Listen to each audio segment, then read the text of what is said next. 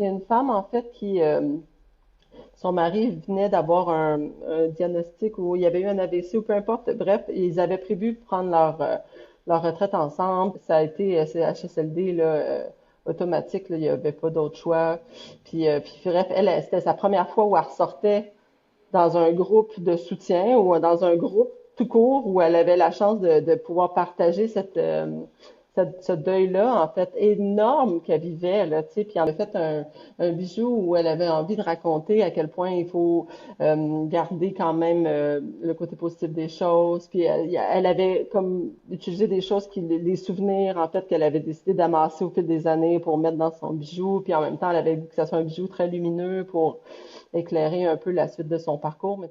Bienvenue au podcast Histoire de bijoux. Je suis Marie-Pierre Brazeau, bijoutière joaillière et propriétaire de la bijouterie Lepage. Chaque jour, j'ai la chance d'être complice de tes moments de bonheur en créant et en réparant des bijoux qui sont chers à ton cœur. Laisse-moi t'emmener en voyage à travers le monde unique et fascinant des bijoux qui deviennent porteurs d'histoire au fil du temps. L'épisode d'aujourd'hui est présenté par la bijouterie Lepage, complice de beaux moments de bonheur depuis 1906. Parce que chaque bijou est une nouvelle histoire à porter, à choisir et à transmettre.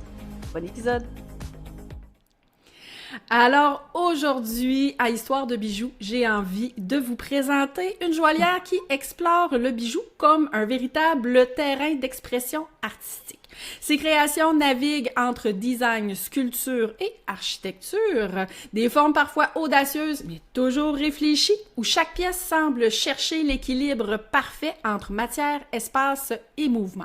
Aujourd'hui, j'ai le plaisir d'accueillir la joaillière Gabrielle Desmarais. Bonjour Gabrielle. Bonjour, Marc-Pierre. Ça va bien? Oui, merci pour le bel intro. C'est super. Je suis très heureuse d'être là. Ah, ben, je suis très contente de t'accueillir. Tu as accepté l'invitation pour le balado. Donc, on n'a pas eu l'occasion, on se connaît très, très peu, Gabrielle. Donc, pour les gens qui nous écoutent, qui te découvrent aujourd'hui, j'aimerais que tu nous parles un peu de toi. Alors, pour faire une histoire courte, Gabrielle Desmarais, je suis joaillière depuis 16 ans maintenant. Mon Dieu, j'ai été dans toutes les zones de la joaillerie qui existent. Je pense, je navigue et j'explore librement, sans censure dans l'idéal, depuis plusieurs années. J'ai fait beaucoup de choses, on aura la chance d'en jaser, mais je suis surtout maman, en fait, de deux grands-enfants de 21 et 19 ans. C'est pas un fait banal parce que ça a guidé énormément de mes choix par rapport aux bijoux et ça les guide encore, donc c'est important de le mentionner.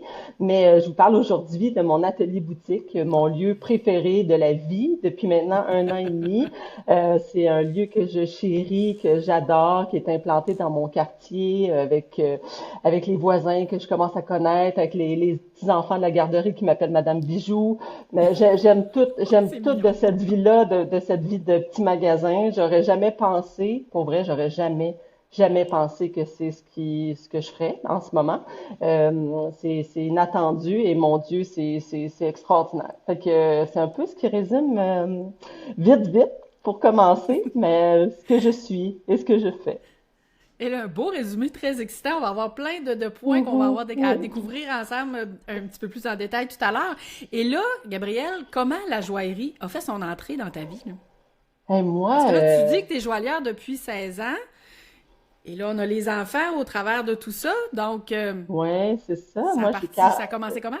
J'ai 42, fait que ça a tout parti en même temps, c'est ça la bonne nouvelle.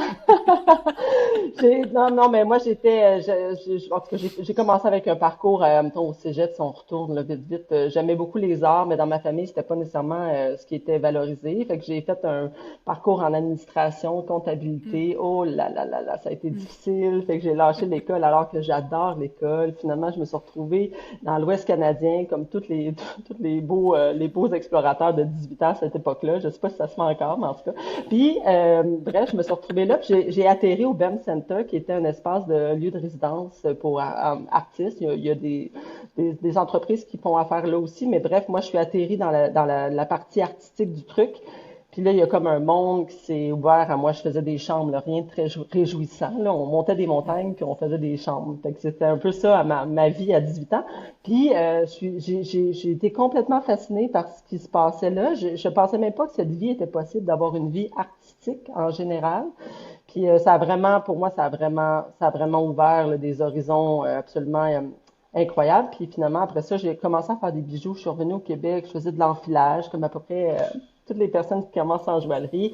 Moi, c'est avec des fils de métal. Puis finalement, on avait comme une espèce de petite entreprise avec une amie qui s'appelait, ben, une collègue qui s'appelait Annie Léveillé. On faisait tarentules, on mettait des billes là-dedans. Puis immanquablement, je me suis fait donner par une tante des vieilles billes de chapelet là, que ma grand-mère, qui s'appelait Gabrielle Desmarais, mon arrière-grand-mère, que je devrais dire, défaisait puis elle remontait. Fait que là, il y avait comme quelque chose dans la symbolique que je trouvais vraiment chouette. Fait que j'ai commencé à faire des bijoux comme ça.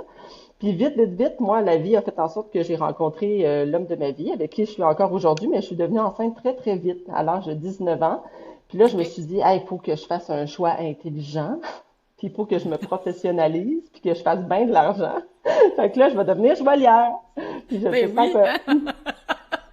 ça me semblait être la façon la plus intelligente de rentabiliser ce que je faisais déjà, là, tu sais. Puis bref, fait que j'ai commencé mon cours en joaillerie. En chemin, j'ai mon père qui est décédé. Fait que j'ai pris une pause. Raphaël, ma fille est née. Fait que j'ai recommencé mon cours de joaillerie que j'ai fait finalement en 5 ans au lieu de le faire en 3 ans condensé. Mais fait que est-ce que tu sais, est-ce que j'ai l'impression que la joaillerie m'a trouvée aussi parce que je faisais des bijoux, oui, mais c'est surtout quand j'ai fait au cours de notre première année en joaillerie, en fait, au DEC, il y a ma belle professeure France Roy qui nous emmenait dans divers lieux pour savoir qu'est-ce qui nous faisait vibrer. Tu sais, il y avait Château d'Ivoire pour les bijoux, tu sais, comme à 25 000 $ chaque. Il y avait comme le Musée des Beaux-Arts. Il y avait plein de places. Puis nous, celui qui m'a fait capoter, c'était à la galerie de Noël Guillaumard. Puis il y avait une exposition là qui était des broches d'un artiste contemporain qui s'appelle Ruth Peters. Puis c'était des broches en résine avec qui flottaient dans des bocals d'eau. Puis pour vrai, tu sais, je suis arrivée dans cette galerie-là, puis j'ai fait oh mon Dieu, ok, c'est ça qu'il faut que je fasse. Tu sais, c'est étonnant comment il y a des éléments qui peuvent jouer, là, tu sais, avoir des impacts importants sur nous. Puis bref, ça a été vraiment important pour moi parce que ça a été mon fil conducteur à partir de là. Moi, je me suis dit, mon Dieu, il faut que je fasse des bijoux qui ont cet impact-là sur les gens, puis qui racontent des histoires, puis qui nous permettent de rêver. Donc, ça a été pas mal la première. Ça a été bon, ma vraie rencontre, je dirais, avec le bijou, ça a été à ce moment-là. Alors qu'avant, je faisais des trucs qui étaient plutôt accessoires. Là, la vocation, là, tu sais, le feeling de savoir que c'est ça, là, ça a Mhm. été à ce moment-là, dans cette galerie-là, devant ces bocals d'eau-là. Puis ça a jamais démordu à partir de là. Ça s'est métamorphosé, ça a changé, tu sais, ça a évolué, mais ça a jamais baissé en intensité à partir de là. Mhm. Fait que c'est Je un te peu, comprends ouais. tellement. Je comprends tellement. Parce que, Mais tu sais, ce ça, moment d'épiphanie-là qu'on a, tu sais, toi, tu l'as eu en voyant les broches de cet artiste-là. Moi, je l'ai eu, bon, il y a un petit peu plus d'années encore. J'étais étudiante d'un jour. hum, J'étais allée visiter un joaillier et dans ses comptoirs, il exposait les bijoux de Scarro, donc de ah Caroline ouais, Herbourg, exact. son projet de fin d'études. Et moi, j'ai vu un Mhm. gros scarabée, une grosse sculpture et j'ai dit, je veux savoir où est allée étudier pour être capable de faire ça. C'est cool, hein, quand même. Oui, C'est cool donc, aussi tu sais, qu'en tant que créateur, on puisse, admettons, je pense à Caroline, tu sais, dont j'aime beaucoup le travail aussi, mais c'est impressionnant qu'elle puisse avoir eu cet impact-là sur toi, tu sais. Donc, oui. tu sais, on se demande des fois c'est quoi le rôle de l'art, puis le rôle de la joaillerie d'expression aussi, puis de création, mais ça a des impacts qui sont significatifs, tu sais. C'est hot. Oui. Puis lors de la saison 1, je l'ai eu comme invitée, je l'ai Mhm. reçue. Elle était pas au courant de ça. Je lui Oh, avais pas wow. dit d'avance. Donc, tu sais, moi, là, c'était comme. Moi, je rencontrais, j'étais de groupie finie. Ouais. Parce que moi, ça a marqué mon parcours. Tu sais? Donc, Ouais. et non, quand je te dis, je comprends vraiment le Mhm. sentiment, toi, que quand le bijou t'a trouvé, Ouais. je te file à 100%. Oui. Et là, Gabrielle, tu as étudié à Montréal, mais Mhm. t'as suivi une spécialisation à Florence également. Oui, ben en fait, c'est que vu que là, finalement, j'étais complètement obsédée par le bijou contemporain, on aura compris après mon escapade à la Galerie Neuville-Mars, c'est devenu comme la seule et unique chose que je m'étais dit que je ferais dans toute ma vie. Fait que j'avais soif de cette façon de travailler là, de cette liberté-là. Puis c'est pas quelque chose que je trouvais à l'époque, parce que je pense que ça a énormément changé. C'est pas Mhm. quelque chose que je trouvais à l'époque dans mon cursus ou dans mon Tu sais, la vérité, c'est que maintenant que je suis à l'interne à l'école de joaillerie, je comprends complètement. Une année, faut apprendre, faut faire ses bases avant de commencer à explorer, à faire d'autres choses. Ben oui. Mais j'avais beaucoup envie de faire ça tout de suite, là. Fait que finalement, ce que j'ai fait, c'est que moi, j'ai fait mon deck. Après ça, j'ai eu la chance, moi, avec mon projet de fin d'études, que ça allait une belle, un bel écho, là, ce projet-là. Fait que, tu sais, j'ai gagné le prix de la paille, le prix pan-canadien. Après ça, tu sais, j'ai eu un prix de Janice Kerman. Puis bref, j'ai eu la chance d'avoir après ça des bourses qui m'ont permis d'aller étudier avec le Conseil des arts et lettres du Québec à Florence, à Alquimia. Puis là, c'était hot parce que alors que moi ici, là, j'étais tout le temps celle qui remettait tous les concepts en question, puis qui avait le goût de détruire mes affaires. Là-bas, j'étais comme la classique de la gang. Là. Eux autres, ils étaient next level. Là. Tu sais, c'était vraiment hot, là. C'était vraiment, c'était incroyable ce qui se passait dans cette école. C'était vraiment, vraiment hot, là. J'ai plein de choses que j'avais jamais vues avant, là, dans la façon de travailler, les alliages de métaux. C'était pas toujours très sécuritaire non plus. C'était très libre, mais c'était une école très, très artistique. Tu sais, à Florence, t'as le Arte Orafe qui est une école, tu sais, de super technique classique intense, puis t'as Alchimia qui est une super école, mais complètement champ gauche, là, en termes de joaillerie contemporaine. Fait que c'était vraiment hot. Fait que, tu sais, moi, j'ai fait ça pendant 2 mois. Mes enfants sont venus me retrouver. Je suis repartie, mais ça a été comme une résidence intensive qui m'a fait beaucoup de bien, en fait. J'ai fait des grosses torbinouches de broches avec des pans de mur florentiens, mais ça m'a tout permis d'explorer la feuille d'or, tu sais, avec le shibuishi, les pigments sur métaux. Bref, ça a vraiment été super pour moi. Et là, est-ce que ces expériences-là ont changé justement ta façon de voir le bijou? Mais si on changeait ma façon, je pense il y avait tellement de profondeur dans la façon qu'ils abordaient là-bas, qu'ils et elle abordaient le bijou, tu sais, en soi, dans le concept, puis dans le sens, puis dans l'intention, que ça, clairement, ça le nourrit ma pratique d'une belle façon, là. Tu sais, moi, j'avais pas, ça se résumait à quelque chose d'un petit peu plus léger, là. Tu sais, j'avais le goût de faire cette ligne-là, je faisais cette ligne-là. Tu sais, j'avais le goût de faire cette forme-là, parce que bon, alors que là, il fallait vraiment à chaque fois qu'on élabore, puis qu'on exprime pourquoi le format, pourquoi cette couleur, pourquoi ce positionnement-là sur le corps, pourquoi, tu sais, je dis, wow, ok, c'est beaucoup de questions. C'est beaucoup Mais de en même quoi? temps, mais c'est très, très riche, tu sais, comme Mhm. questionnement, parce qu'on n'a pas un métier d'art qui est conventionnel, là. Tu sais, on n'a pas une fonction qui est purement, à mon avis, purement accessoire. On a une fonction, le bijou, qui est une fonction rituelle, qui est une fonction spirituelle, qui est une fonction ostentatoire par moment, qui est quelque chose aussi, il y a quelque chose aussi dans le précieux, dans l'émotif, dans ce qu'on a le goût de raconter. Bref, le bijou, c'est particulier. Les gens ont un rapport particulier avec le bijou, puis je pense qu'on a ce devoir-là, là, quand on répare ou quand on crée des Mhm. bijoux. C'est pas juste c'est pas, en même temps, je veux pas, je sais pas comment le dire pour sans dénigrer rien, parce que c'est vraiment pas ça mon intention, mais il y a quelque chose dans le bijou qui est très différent de n'importe quel autre métier d'art, là. Mhm. Les gens veulent le réparer, les gens y tiennent, les gens pleurent quand ils en parlent. Tu sais, c'est vraiment intense, là. La valeur sentimentale qui vient C'est fou, tu avec le sais. bijou, parce Fait qu'il que, le porte, tu sais, une toile, ouais. tu sais, ils peuvent pas l'avoir 100% du temps avec eux, le bijou, oui. Exact. Fait que, tu sais, c'est tout ce... Oui, oui, exact. Puis est-ce qu'on le porte caché? Est-ce qu'on le porte dévoilé? Est-ce qu'on le porte proche du Mhm. cœur? Est-ce qu'on le porte... Tu sais, il y a tout un Oui. rapport au corps qui est super intéressant. Puis clairement, ça a nourri beaucoup, beaucoup de ma démarche. Puis en même temps, ça m'a donné aussi beaucoup, techniquement, ça m'a aussi donné beaucoup de cordes à mon arc. Parce que c'est ce que j'aime à dire à mes étudiants et mes étudiantes, là, tu sais, donnez-vous toutes les cordes à votre arc, là, tu sais, pour que vous soyez capable de faire comme, hey, moi, je veux cette couleur-là, je sais comment l'obtenir, je veux cette patine-là, je sais comment faire. Tu sais, il y a comme, fait qu'on on devient plus libre artistiquement, je trouve, quand on détient les codes. Tu sais, on sait comment Mhm. faire. Je trouve ça cool. Oui, oui, oui. Et là, au moment où tu as décidé de te lancer à ton compte comme joaillière, donc de faire vraiment ça de ta vie, ton gagne-pain, est-ce que ça s'est déroulé comme tu te l'étais imaginé? Non, pas du tout. Ben, en fait, non, non, non. Hey, moi, ça a Ah, beaucoup non, non. changé, là. Ça a beaucoup changé.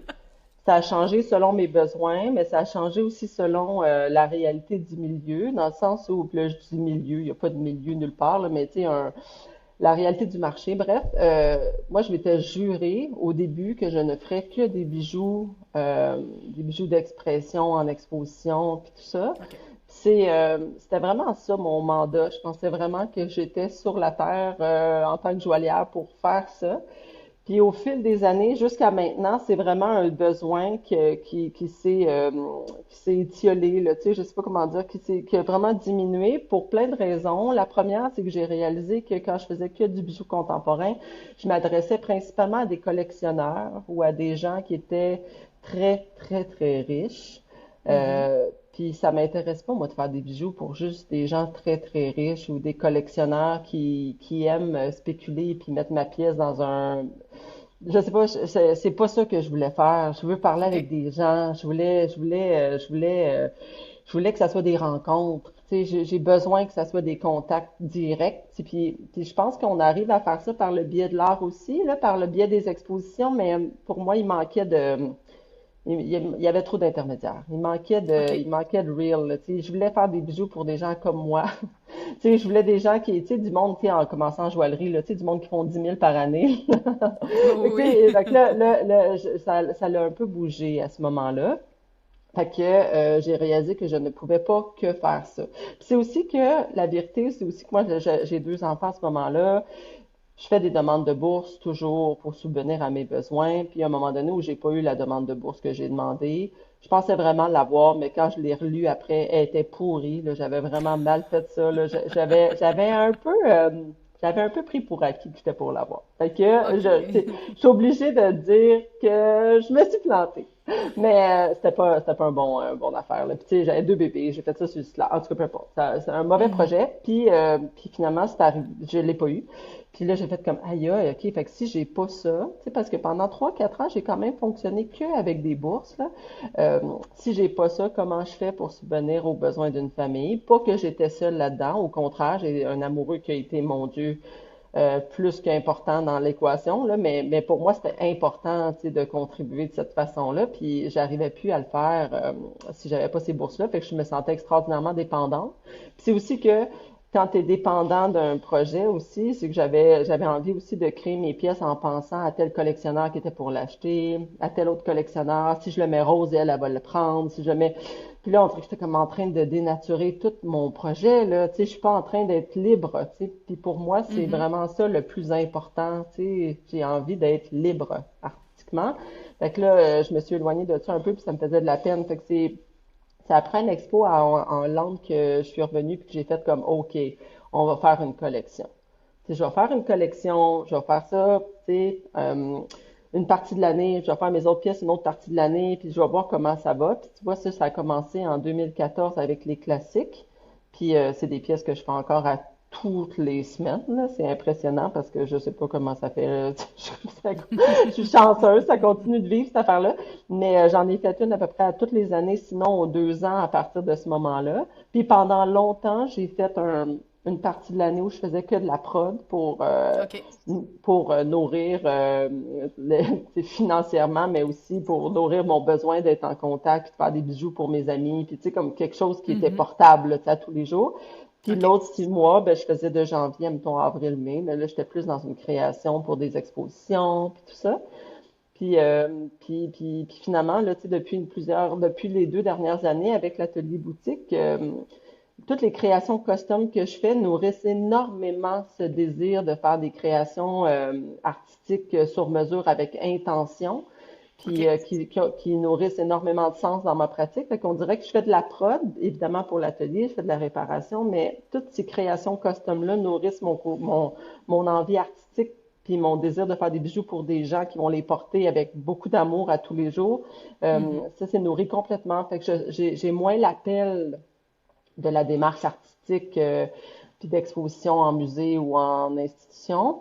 Ça va peut-être revenir un jour, mais en ce moment, c'est juste, je le file moins de même. Mais je me sens pas OK. moins créative. Je suis Mhm. juste comme créative différemment. Différemment. Ouais, Exactement. exact. Fait que Et là, si... est-ce que c'était ce que je pensais? Pas du tout. Fait que tu sais, Non, c'est hein? pour revenir, ça a comme bougé beaucoup. Ouais. Et là, si on parle de ton identité artistique, donc ta signature, ton travail est souvent associé à des influences comme l'architecture, Oui. le Bauhaus. Donc, comment ces univers-là se traduisent dans tes bijoux? Principalement avec less is more, là. Tu sais, dans le sens où j'essaie de faire le moins. Non, mais c'est pas facile de trouver la ligne qui est bonne. La ligne. Puis c'est ce que j'essaie de faire dans mes créations en principal. Même quand c'est des pièces qui sont massives, j'essaie quand même de créer des silhouettes qui sont simples, mais qui sont riches. Euh, fait que, tu sais, j'aime les jeux de formes qui sont un peu avec des côtés géométriques, mais en même temps organiques. Il y a toujours cette espèce de danse-là entre, je pense, la ligne droite, puis en même temps la fusion organique, ou sinon la sculpture, mais la sculpture comme fusionnée. Il y a toujours comme une espèce de moment où je détruis la ligne droite que j'ai faite, mais ça me fait plaisir. C'est comme si j'ai besoin de tâter le cadre un peu. Mais sinon, c'est ce que j'aime le plus, principalement en architecture, c'est d'essayer de voir comment ils ont, surtout dans des belles architectures, là, mais tu sais, de voir comment est-ce que chaque ligne a été comme réfléchie pour que ça soit efficace. Évidemment, techniquement, c'est durable puis fonctionnel, mais surtout que ça soit comme qu'il y ait quelque chose de doux quand tu le regardes dans l'équilibre puis dans la OK. façon de bouger. Fait que tu sais, ouais, je pense que c'est principalement comme ça que ça se traduit. Mhm. Et là, quand tu crées des bijoux, que ce soit au niveau du sur-mesure, que ce soit dans tes collections, euh, quand quelqu'un porte un bijou Gabrielle Desmarais, c'est quoi que tu as en tête comme sentiment que tu aimerais que cette personne-là ressente en portant une de tes pièces? Hey, moi, je veux du gros pouvoir, là. J'aurais dit gros power, mais je veux dire gros pouvoir. Mais on dirait que pouvoir, c'est comme avoir du pouvoir sur quelqu'un, alors que Mhm. tu sais, je le voyais plus comme un, comment, l'émancipation, là, Ouais, incroyable, l'empowerment, l'empowerment. là. Ouais, j'essaie de Ouais. trouver le bon mot pour ça, mais bref, c'est le sentiment que je veux. Je pense que j'y arrive souvent parce que les personnes me le disent, mais mes bijoux sont réfléchis en fonction de ça, là. J'ai le goût que les gens mettent les boucles d'oreilles, puis qu'ils fassent comme, tu sais, comme qu'ils sentent là, que ça va y aller, là, tu sais. Puis les bagues aussi, même chose, tu sais. Je fais beaucoup de bagues pour hommes, pour femmes, pour peu importe, là, il y a pas de, il y a pas de genre là, qui sont nécessaires. Puis, mais le but, c'est tout le temps d'avoir quelque chose qui fait que tu te sens bien, puis tu te sens enraciné dans quelque chose. Tu sais, les boucles d'oreilles, en fait, elles sont très présentes souvent. Fait que, tu sais, ça a un Mhm. autre impact, là. Tu sais, ça veut juste dire, je suis là, tu sais, je prends la place que j'ai à prendre, puis tout ça. Tandis que les bagues, en ce moment, que je fais sont extraordinairement lourdes. Puis, OK. c'est un choix parce que j'aime bien le sentiment de, tu la sens, là, tu sais, il y a quelque chose qui Mhm. t'enracine, tu sais, c'est les mêmes formes tout le temps que je prends, là, tu sais, c'est pas compliqué, mais c'est lourd, puis je sais que pour les gens, souvent, c'est l'impact que ça a, là, tu sais, il y a de quoi qui fait que ça, tu deviens un peu groundé avec ça dans la main, là, t'as pas le choix, de toute façon, tu peux pas lever ta main. Non, non, sont pas si lourdes, mais j'ai fait une collection, tu sais, c'est une collection que je sors au printemps puis que j'avais présentée au Sucasset en primaire, puis c'est des grosses bagues, là, tu sais, puis on dirait qu'il y a quelque chose ouais, de très précieux avec ce rapport-là à l'objet que tu ne peux pas oublier, tu sais. Puis Mhm. évidemment que quand c'est des bijoux custom, souvent, bon, des bagues de mariage, tout ça, là, je peux pas y aller avec le même poids parce que vraiment, ça coûte une fortune, mais c'est aussi que les gens veulent les porter à tous les jours, ça, c'est une autre affaire. Mais quand ils les portent, admettons, tu sais, dans un cas de création sur mesure, si tu me demandes ce que je voudrais que les gens sentent, c'est surtout qu'ils sentent qui ont été vus et entendus quand je leur ai fait leur pièce. Tu sais, on dirait que OK. c'est ma partie la plus importante dans ce processus-là. Il y a moi qui fait des bijoux, mais il y a surtout quelqu'un qui a envie d'avoir un bijou qu'il va porter pour le restant de la vie, là. Puis on Mhm. dirait que j'aime ça, ce rôle-là un peu sorcière, de faire comme ah, toi, je pense que, tu sais, puis de faire des propositions en fonction, puis de savoir que j'ai tombé pile, pas parce que moi j'avais envie de faire cette pièce-là, mais parce que je sais que c'est la pièce qui convenait parfaitement à cette personne-là, à ce moment-là. Tu sais, ça, c'est un Mhm. beau jeu pour moi, là. J'adore ça. Fait que, tu sais, c'est des démarches qui sont un peu différentes, mais dans tous les cas, je pense que les gens portent mes bijoux en sachant qu'ils ont été faits avec intention. Tu sais, c'est pour ça que j'ai quand même un certain nombre que je peux faire. Tu sais, je fais ça avec beaucoup d'amour, là. Je suis pas assez business pour, pour en faire trop, parce que j'aime vraiment ça, faire des bijoux. Fait qu'il faut vraiment que je prenne le temps, tu sais. Ouais. Mhm. Et là, justement, tu sais, ton côté, le côté de tes pièces très sculpturales, justement, Mhm. est-ce que tu vois tes bijoux comme des objets d'art à porter? Oui, absolument, mais tu sais quoi, ce qui me vient quand je t'entends dire apporter, c'est vrai qu'on les porte bien sûr, mais on dirait que c'est plus des objets d'art ou des bijoux à raconter. Tu sais, dans le sens où on dirait que les gens les portent, mais ils les portent bien sûr parce qu'ils les aiment. Souvent, c'est des coups de Mhm. cœur. Ça, j'ai bien compris cette partie-là. Mais c'est surtout parce que ça l'ouvre un dialogue incroyable avec les autres. Là. Tu sais, quand t'as une broche qui fait un pied, là, tu sais, j'en ai là, qui sont Mhm. vraiment plus longues, puis immanquablement, faut que tu ouvres la discussion, là, à savoir comme pourquoi donc tu as une ruine pleine de pierres sur le corps, tu sais, comme puis, ça nous oblige un peu à nous révéler un peu, tu sais, de faire comme, ah, moi j'ai eu ça, tu sais, cette broche-là parlait de deuil, ça m'a touché à cause de telle affaire, ça m'est arrivé, ou en tout cas, je sais pas comment, les raisons qui font que la personne est motivée à acheter cette pièce-là actuellement en galerie, mais assurément qu'il s'est passé quelque chose, tu sais, pour elle dans la démarche, puis dans la matière, puis dans les pierres qui ont été choisies. Fait qu'il y a une raison pour laquelle elle s'est appropriée cette pièce-là. C'est intéressant de les entendre le raconter. Tu sais, les gens sont fiers, ils les aiment, là, tu sais. Puis souvent, moi, je cache des choses à l'intérieur. Fait que, tu sais, il y a une partie aussi qui est révélée, mais il y a une partie cachée. Fait que, tu sais, je sais qu'il y a... Ouais, c'est ça. Fait que, est-ce que c'est... On dirait que j'ai pas beaucoup la partie où je voudrais que les gens sachent que c'est une œuvre d'art. Mhm. J'ai plus le goût que ça soit quelque chose qui permette à la personne qui le porte de jaser, puis de pouvoir OK. expliquer pourquoi qu'elle l'a choisi, puis moi, j'ai peut-être pas cet ego-là encore. Je l'ai déjà eu, mais je l'ai moins en ce moment. Fait que tant mieux si ça touche les gens esthétiquement, tu sais, mais on dirait que je Mhm. trouve que c'est toute l'intention puis l'histoire que ça raconte qui m'importe beaucoup plus, 100 fois plus, ouais. Et là, ton style, depuis tes débuts versus aujourd'hui, est-ce qu'il a évolué? Est-ce qu'on a des lignes conductrices ou tu sais, c'est complètement autre chose par rapport à ce que tu faisais avant?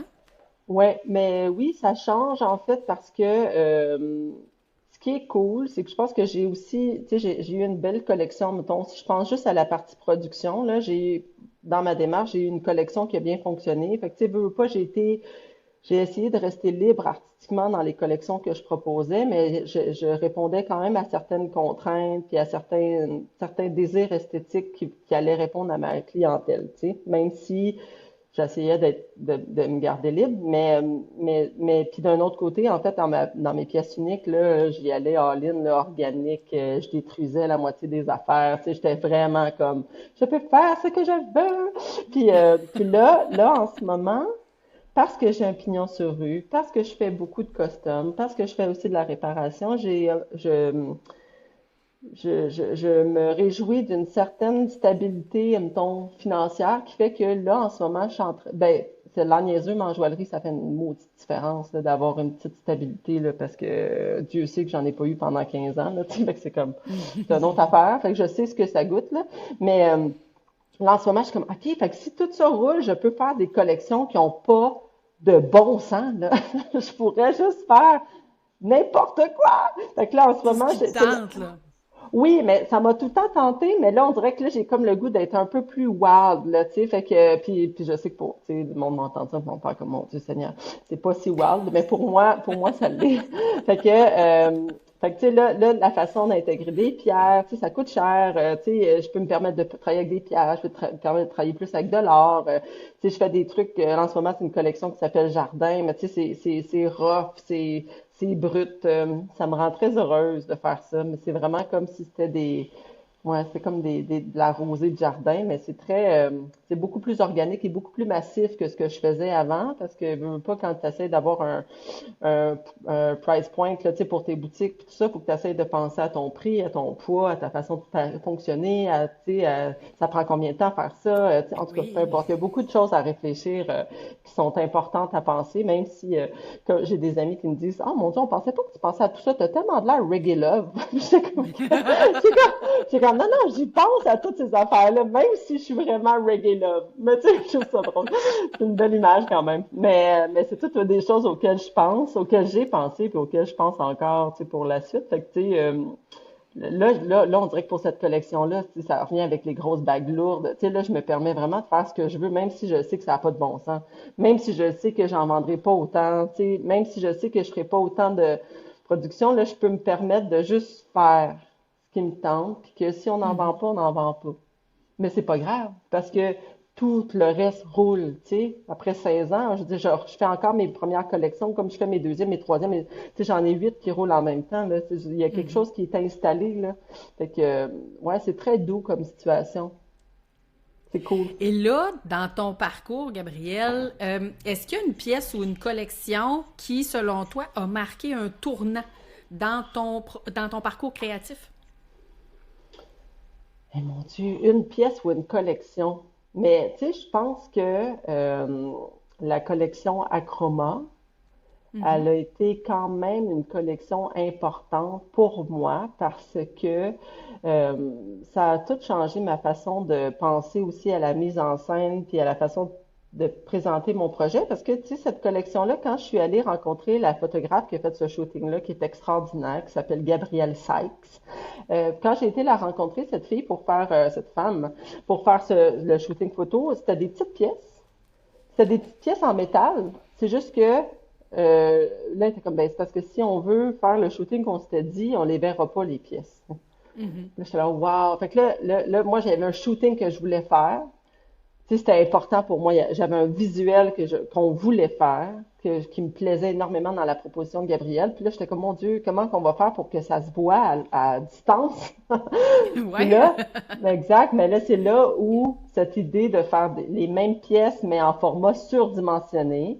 Puis là, si c'est surdimensionné, ça peut pas être en métal parce que c'est trop lourd. Fait qu'il fallait que ça soit dans une autre matière. Je les ai faites en bois, je les ai peints, en tout cas. Puis après plusieurs collections en métal, en argent plus précisément, c'était un peu inattendu cette affaire-là, tu sais. Dans le sens où je suis arrivée comme un bonhomme de Cracker Jack, là. C'est comme, ta-da-da! Notre nouvelle collection, c'est en bois, puis c'est toutes les couleurs primaires, puis ça va être ça. Tu sais, puis finalement, écoute, ça a super bien été, là. Ça a vraiment été une super collection, mais j'étais juste pas équipée pour travailler le bois, puis la peinture, puis là, tu sais, dans mon atelier, ça avait pas rapport. Mais c'était vraiment, vraiment chouette. Puis j'avais beaucoup apprécié cette façon aussi d'être guidée par le shooting photo aussi, tu sais. Puis je le dis beaucoup à mes étudiants puis mes étudiantes qui sont au deck quand c'est le temps de penser à réfléchir à la petite série, tu sais. Je leur dis, c'est intéressant tu sais, il y a toujours le fameux, tu sais, les fameuses photos, là, tu sais, où tu montes des bagues, tu montes des boucles d'oreilles, tu montes un collier, tu sais, mais c'est intéressant aussi de penser à un shooting photo où tu dessines les photos que tu as le goût d'avoir, puis tu viens voir quel bijou irait donc bien là-dessus, tu sais. Puis moi, Mhm. ça me plaît de penser à ça parce que des fois, dans la contrainte, premièrement, on devient très créative et créatif, là, mais tu sais, j'aimais cette idée-là. C'est ce qui fait, je pense qu'il y a des shooting photos qui sont très intéressants artistiquement aussi, là, qui c'est pas juste pour mettre en valeur mes bijoux, mais c'est une œuvre qui vit bien toute seule. Mais ouais, fait que ça a été quand même ça avait un acteur de changement, là. Celui-là, ça avait quand même été cool. Bref, ouais. Et là, est-ce qu'il y a dans ton travail une idée ou une intention qui revient toujours, même quand tu essaies de faire quelque chose de complètement différent? Cette espèce de ligne conductrice-là qu'on est en mesure de retrouver dans ta façon de créer, là? Ouais, dans la façon de créer, je pense que il y a quelque chose dans le trait, tu sais, que ça soit des bouts d'oreilles en fil ou que ça soit mes grosses pièces sculptées, je pense qu'on sent toujours, puis ça c'est ce que je veux dire, c'est ma plus grosse aiguille dans le talon. C'est quoi l'expression? C'est mon problème, mais en tout cas, Une je sais pas épine dans comment le dire pied ou je ça. sais pas trop. C'est ça, aiguille dans le talon, mais c'était épine dans le pied, merci. En Voilà, tout cas, on a compris l'image. Puis, tout à fait. en fait, c'est parce que il y a toujours, dans chacune des pièces, on le sent que c'est moi qui l'ai fait. Mhm. Puis c'est étonnant parce que c'est des choses qui sont souvent très simples que j'ai essayé de déléguer. Puis il y a juste quelque chose dans le mouvement qui fait il y a juste moi qui est capable de faire ces maudites formes-là. Tu sais, peu importe que ça soit avec des fils, que ça soit avec avec ma sculpture quand je travaille dans la cire, peu importe. Je pense que c'est ça que les gens sentent. Ils sentent que ils sentent que j'ai pas été capable de déléguer.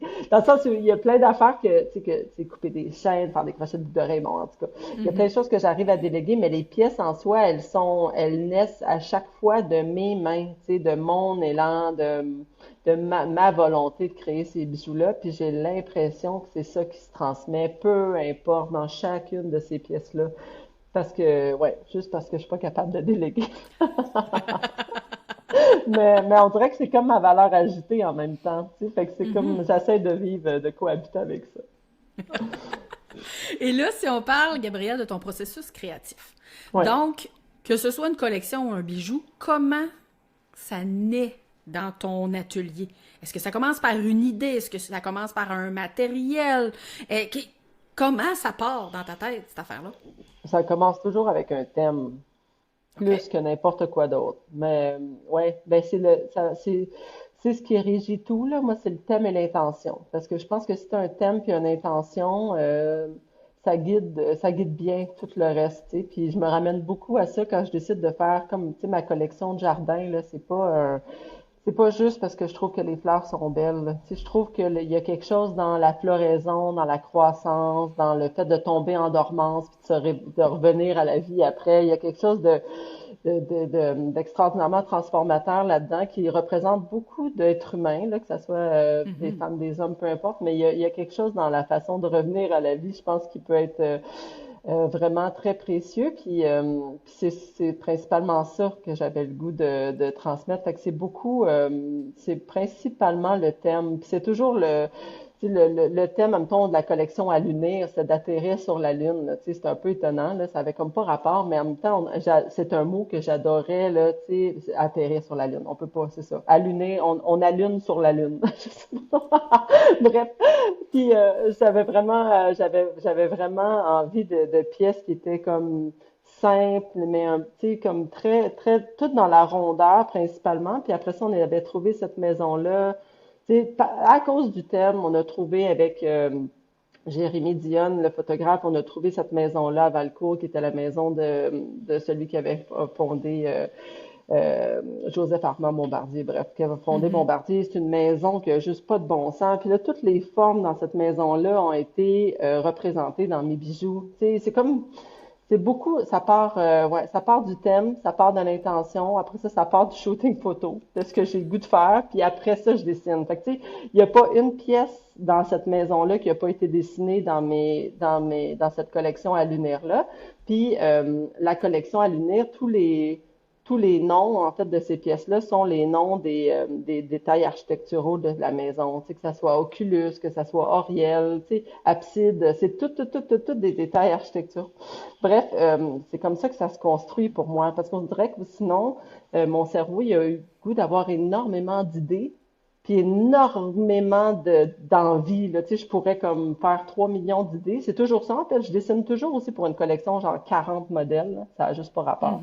Fait que là, c'est pour ça qu'éventuellement, il faut que je me ramène à c'était quoi ton thème, c'était quoi ton intention, tu sais, qu'est-ce que tu as le goût de raconter à travers ces bijoux-là, parce que sinon, il y en a juste trop. Tu sais, on peut faire beaucoup de façons de faire d'un même bijou, là, tu sais, tu peux la faire plus petite, plus grosse, mais tu sais, est-ce que là, on est encore en train de servir le propos dans ce temps-là? Je sais pas, tu sais, fait que c'est pour ça qu'il faut que, ouais, il faut que je me ramène à cette idée-là, mais à partir du moment où j'ai le thème puis l'intention, parce que je fais de la recherche, là, puis là, j'aime ça, moi, je vais chercher des livres, mais pas des livres de bijoux, je vais chercher des livres vraiment principalement de dessin ou des vieux livres de dessin, là, tu sais, en ce moment, j'en ai des beaux, là, avec les fleurs, puis les jardins, puis les feuillages, puis les architectures, bref, ouais, c'est le même que ça se passe. Et là, dans l'atelier, quand tu commences la production, est-ce qu'il y a une étape que tu préfères?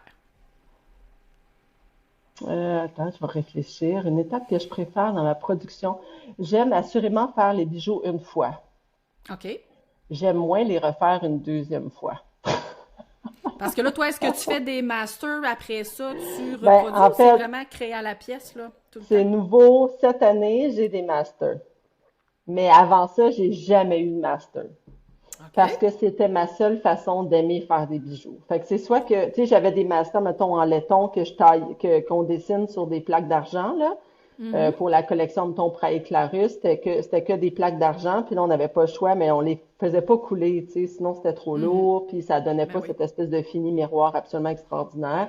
Mais, mais puis avant, c'était tout le temps des lignes, des formes que je dessinais à la main avec mes pinces. Fait que, tu sais, c'est pour ça que j'étais un petit peu codépendante de ma personne, là, parce que c'est moi qu'il faut qu'il dessine toutes ces affaires-là. Mais mais là, cette année, j'ai des pièces qui sont coulées, mais encore là, c'est moi qui choisis des pierres que je vais mettre là-dessus. Tu sais, je jazz ça, là. Des fois, j'invente des trucs. Mais c'est la première fois que c'est ça qui se passe en 16 ans. Mais puis là, j'ai hâte de voir qu'est-ce que ça va donner parce que même dans le nettoyage des coulées, des fois, je suis comme ah, je pense que ça aurait été mieux que ça soit moi qui le fasse. Mais pas c'est juste parce que c'est on dirait que j'aime tellement ça avoir la main dessus, mais ouais. Mais Mhm. la répétition, c'est moins pour moi, c'est moins OK. facile pour moi. J'aime beaucoup, beaucoup les faire une première fois. Je deviens bien excitée, là, tu sais, comme quand je fais ma première, tu sais, quand toutes les pièces sont là.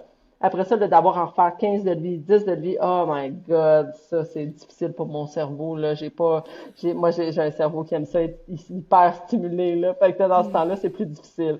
Mais, tu sais, Moins j'ai une stimulant.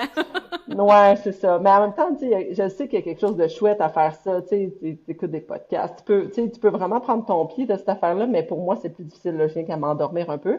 Mais j'ai une collègue ici à l'atelier, Véronique, qui, elle, est vraiment bonne. Fait que, tu sais, ça me permet de déléguer un peu. J'apprends Mhm. à le faire à tous les jours.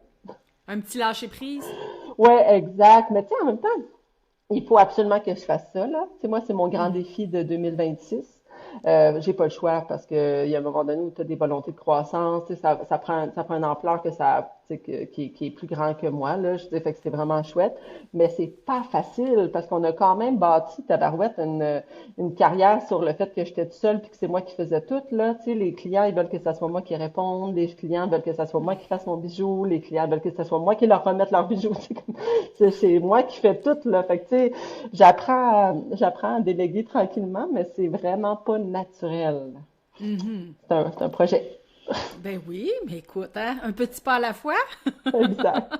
Hein? On avale un éléphant, une bouchée à Ah la oui, c'est fois. ça. Donc écoute.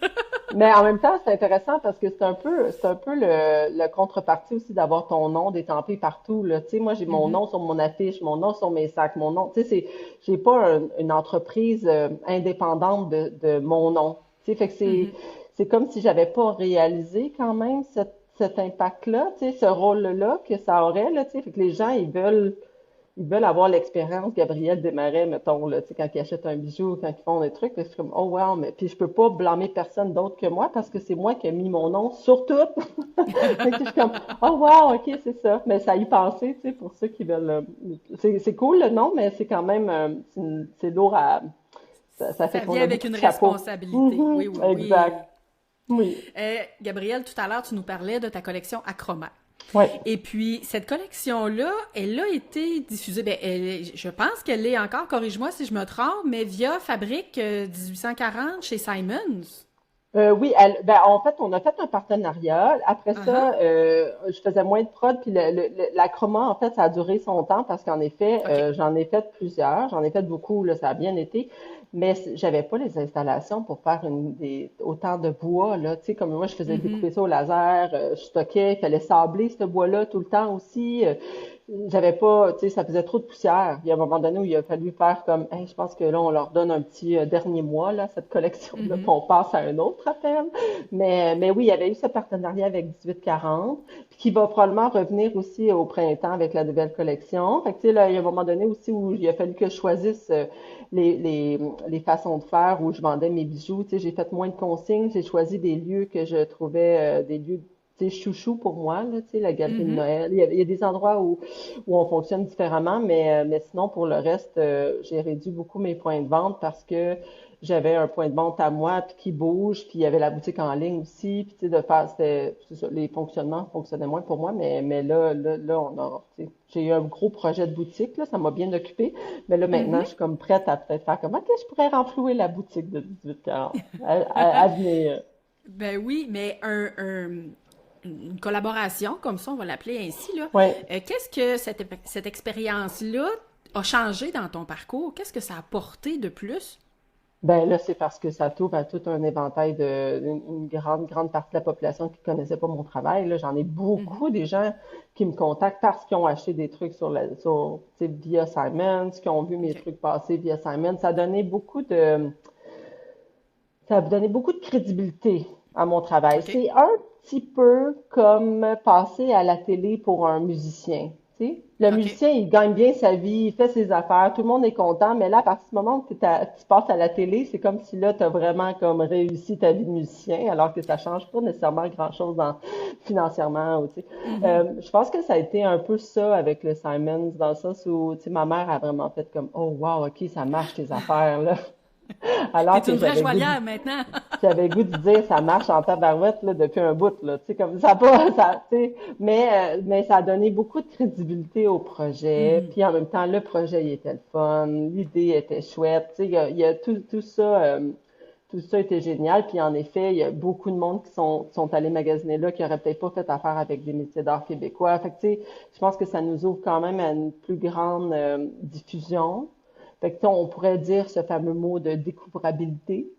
Mhm. Je pense que ça joue beaucoup là-dedans, mais c'est principalement ça, là. J'ai rencontré beaucoup de nouveaux clients grâce à ça, assurément. Mais ça a été super, puis c'était le fun qui me laisse cette opportunité-là. Puis je sais qu'il y a des gens qui m'en ont encore beaucoup sur leur plateforme pour qui ça fonctionne vraiment très, très bien aussi. Fait que, tu sais, moi, c'est juste que j'avais de la misère à produire vu que je fais tout, euh, Ouais. principalement. Fait que là il fallait faire des choix, mais on y reviendra. Ben oui. Depuis le début de notre discussion, Gabrielle, tu parles beaucoup des histoires derrière les bijoux. Hein, on parlait Ouais. beaucoup de valeurs sentimentales que les gens Mhm. accordent aux bijoux qu'ils portent. Moi, j'ai découvert ton travail il y a quelques années de ça à l'occasion d'une émission, de l'émission Fabrique culturelle, qui était Mhm. diffusée sur RTV. Et à l'époque, dans le fond, tu avais réalisé un projet avec l'organisme, le Centre de femmes Ainsi soit-elle, où les participantes créaient un bijou inspiré de leur propre histoire de vie. Moi, ça m'avait vraiment marqué cette Mhm. émission-là. Ça venait chercher justement la fibre humaine derrière le bijou. Et là, j'aimerais savoir comment ce projet-là, il est né. Ben, il est né tout simplement parce que moi, c'est comme ça que je crée tout le temps.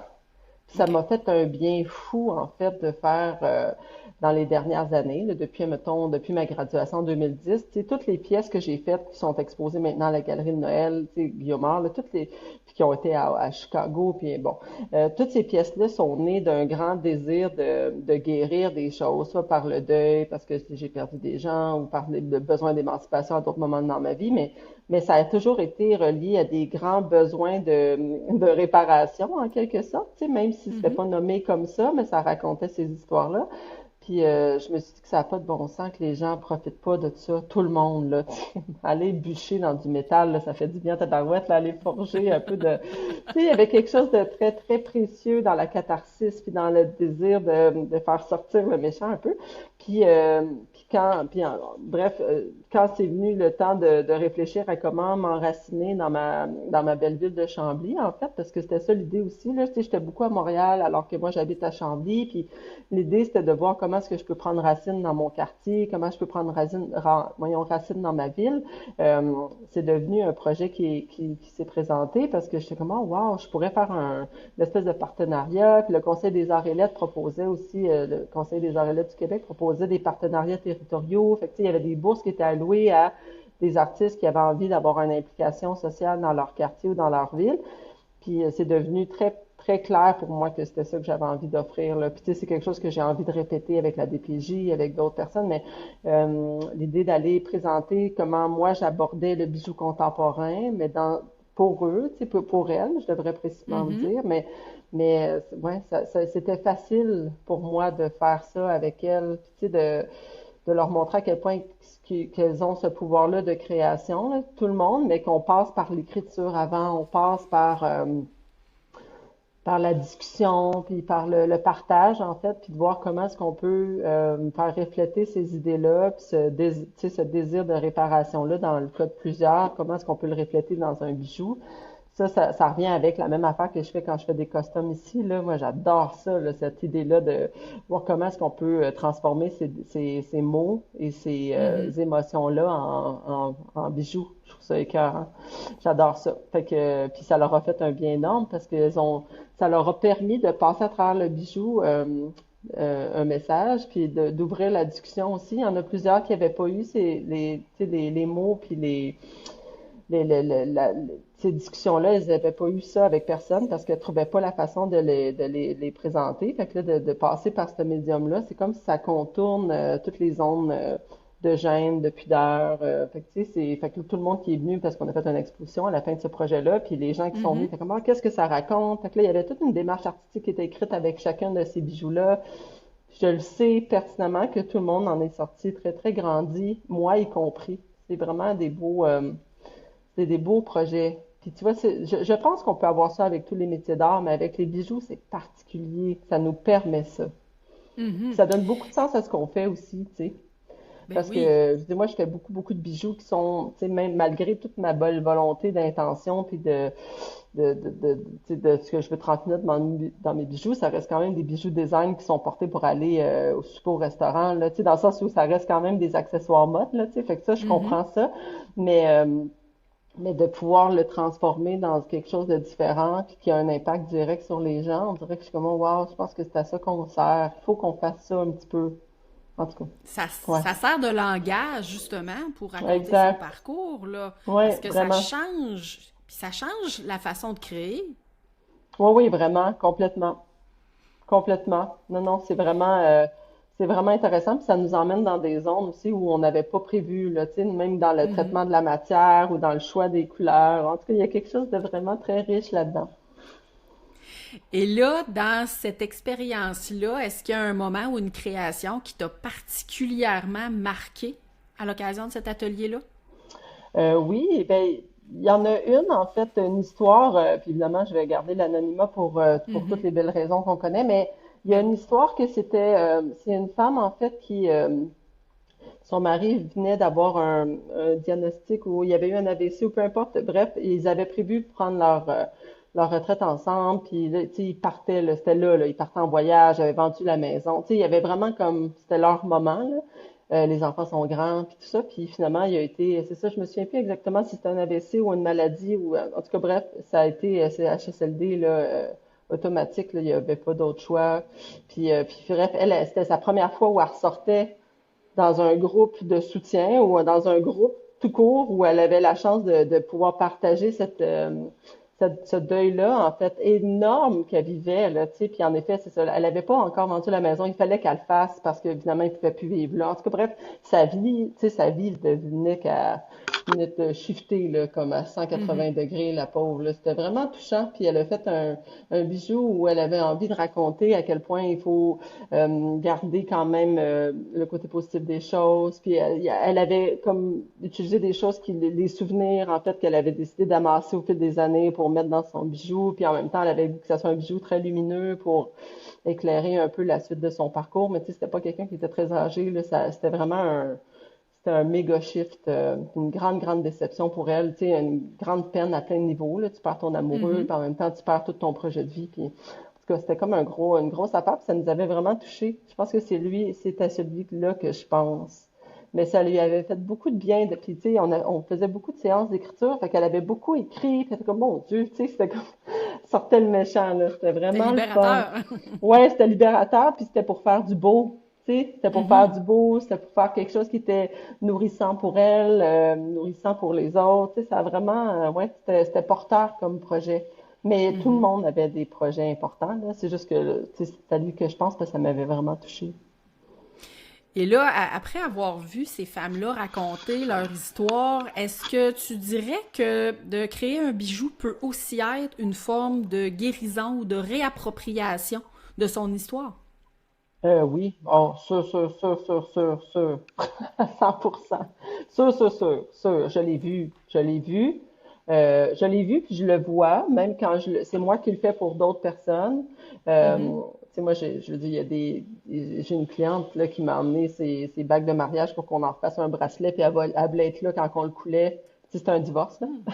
Elle voulait être là quand on le coulait, elle voulait être là quand je faisais le lingot, elle voulait être là quand je le forgeais en Bengal, là, tu sais, c'était comme, Ah, let's ça do va être it! frappe. Ah ouais, ouais, c'est ça.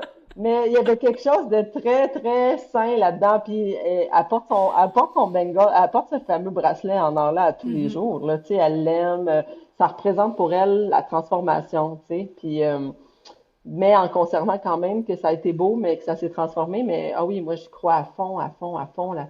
Est-ce que c'est, tu sais, est-ce que c'est seulement les bijoux? Je pense que l'art en général nous permet cette guérison-là, peu importe le médium. Je pense juste que les bijoux nous permettent de porter cet art-là au quotidien, ce qui est complètement différent de plein d'autres façons, là, tu sais, fait qu'il y a quelque chose moi, dans l'appropriation. Puis, tu sais, on Mhm. choisit de porter ce bijou-là, on choisit de, tu sais, faut que tu le prennes dans tes mains, tu le regardes, tu sais, tu te le déposes sur le corps. Il y a quelque chose dans le geste aussi qui est très riche, qu'on retrouve pas nécessairement dans tous les autres médiums. Fait que je pense que pour ça, on a une grande chance, tu sais. Ouais. Fait que oui, oui, oui, 100%, 100% guérison, 100% rédemption, 100% réparateur, tout ça. Oh, oui, ça a un grand rôle. Et là, j'aimerais maintenant qu'on mette en lumière un de tes projets, le projet Les Muses. Oui, J'aimerais, tu sais, dans le fond, ce projet-là que tu as lancé met en lumière des femmes qui t'inspirent. Hein, oui, corrige-moi si je me trompe. oui, Donc, non, non. comment ce projet-là est né pour toi? En fait, il est né d'une volonté de comprendre comment ces femmes-là que j'admire ont réussi à accomplir de si grandes choses. On dirait qu'il y avait quelque chose il me manquait des clés dans ma façon d'accéder en même temps pour moi, là, d'accéder à faire briller mon étoile. Là. Tu sais, il y a comme je dis ça souvent à mes étudiants, c'est pas de faire briller son étoile plus fort que les autres, juste de faire briller son étoile. Tu sais, c'est juste, faut juste que tu sois la version de toi-même que tu as le goût d'être, là. Tu sais, c'est juste ça Mhm. qu'on veut dans la vie, là, tu sais, pour les gens, puis on veut ça pour nous, puis on veut ça pour nos enfants, tu sais, mais il me manquait des clés pour que moi, j'arrive à faire briller cette étoile-là comme je voulais, puis il y a des modèles autour de moi qui, elles, faisaient vraiment comme ça shinait, là, tu sais. Puis je me disais, mais comment elles ont fait? Puis c'est quoi? Qu'est-ce qui fait que quelqu'un se permet de rêver grand? Qu'est-ce qui fait qu'une femme, surtout, se permet OK, de partir? Puis tu sais, moi, je pense à Florence Ducharme, qui, elle a investi, elle est partie, elle a parti restaurant. Tu sais, je suis comme, ben, comment? Hey, il faut une drive incroyable. Fait que là, t'as pas peur de perdre, t'as pas peur de manquer de crédibilité, t'as pas peur. Tu sais, il y avait comme plein de choses que je suis là, wow, comment est-ce qu'on peut faire pour réaliser ces choses-là?